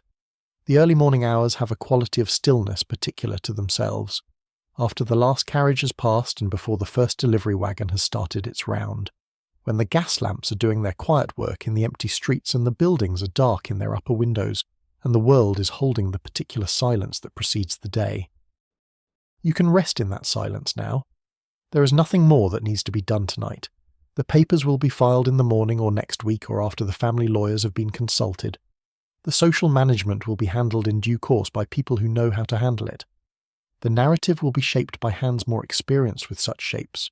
For now, the room is quiet and the night is late and there is nothing required of you. The stories have been told. Consuelo, who wept behind her veil and spent 11 years in a palace that was not hers and then found, at last, a life of her own choosing. Anna, who watched an extraordinary palace built with her money and outlasted the man who built it. Elizabeth, who set a supper table for a wedding night that was not a wedding night, and carried that knowledge quietly for 34 years, and then wrote it down. They managed, each in their own way, in their own time, with the tools available.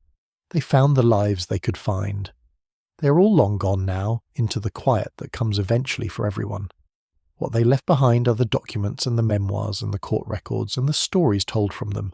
Stories about the particular human situations that arise when honesty is withheld and then disclosed, when the morning after a ceremony reveals something the ceremony was meant to conceal.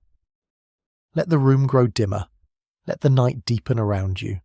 The wedding dress on the wardrobe door is just a dress now, just fabric and thread, and the work of many hands in a Paris atelier. The cooling supper is just food. The hotel is just a building. The people who move through these rooms are gone, and their rooms are gone, and what remains is only the quiet impression of what happened. Rest now. The stories are finished. The morning, when it comes, will be a different morning from the mornings in this story, a gentler one, with nothing required of it but the ordinary kindness of beginning again. Sleep is very close. The light is very low. The sound of the city, if you imagine it, is very far away. If you like this video, let me know where in the world you're watching from and what time it is. I'm always curious about that.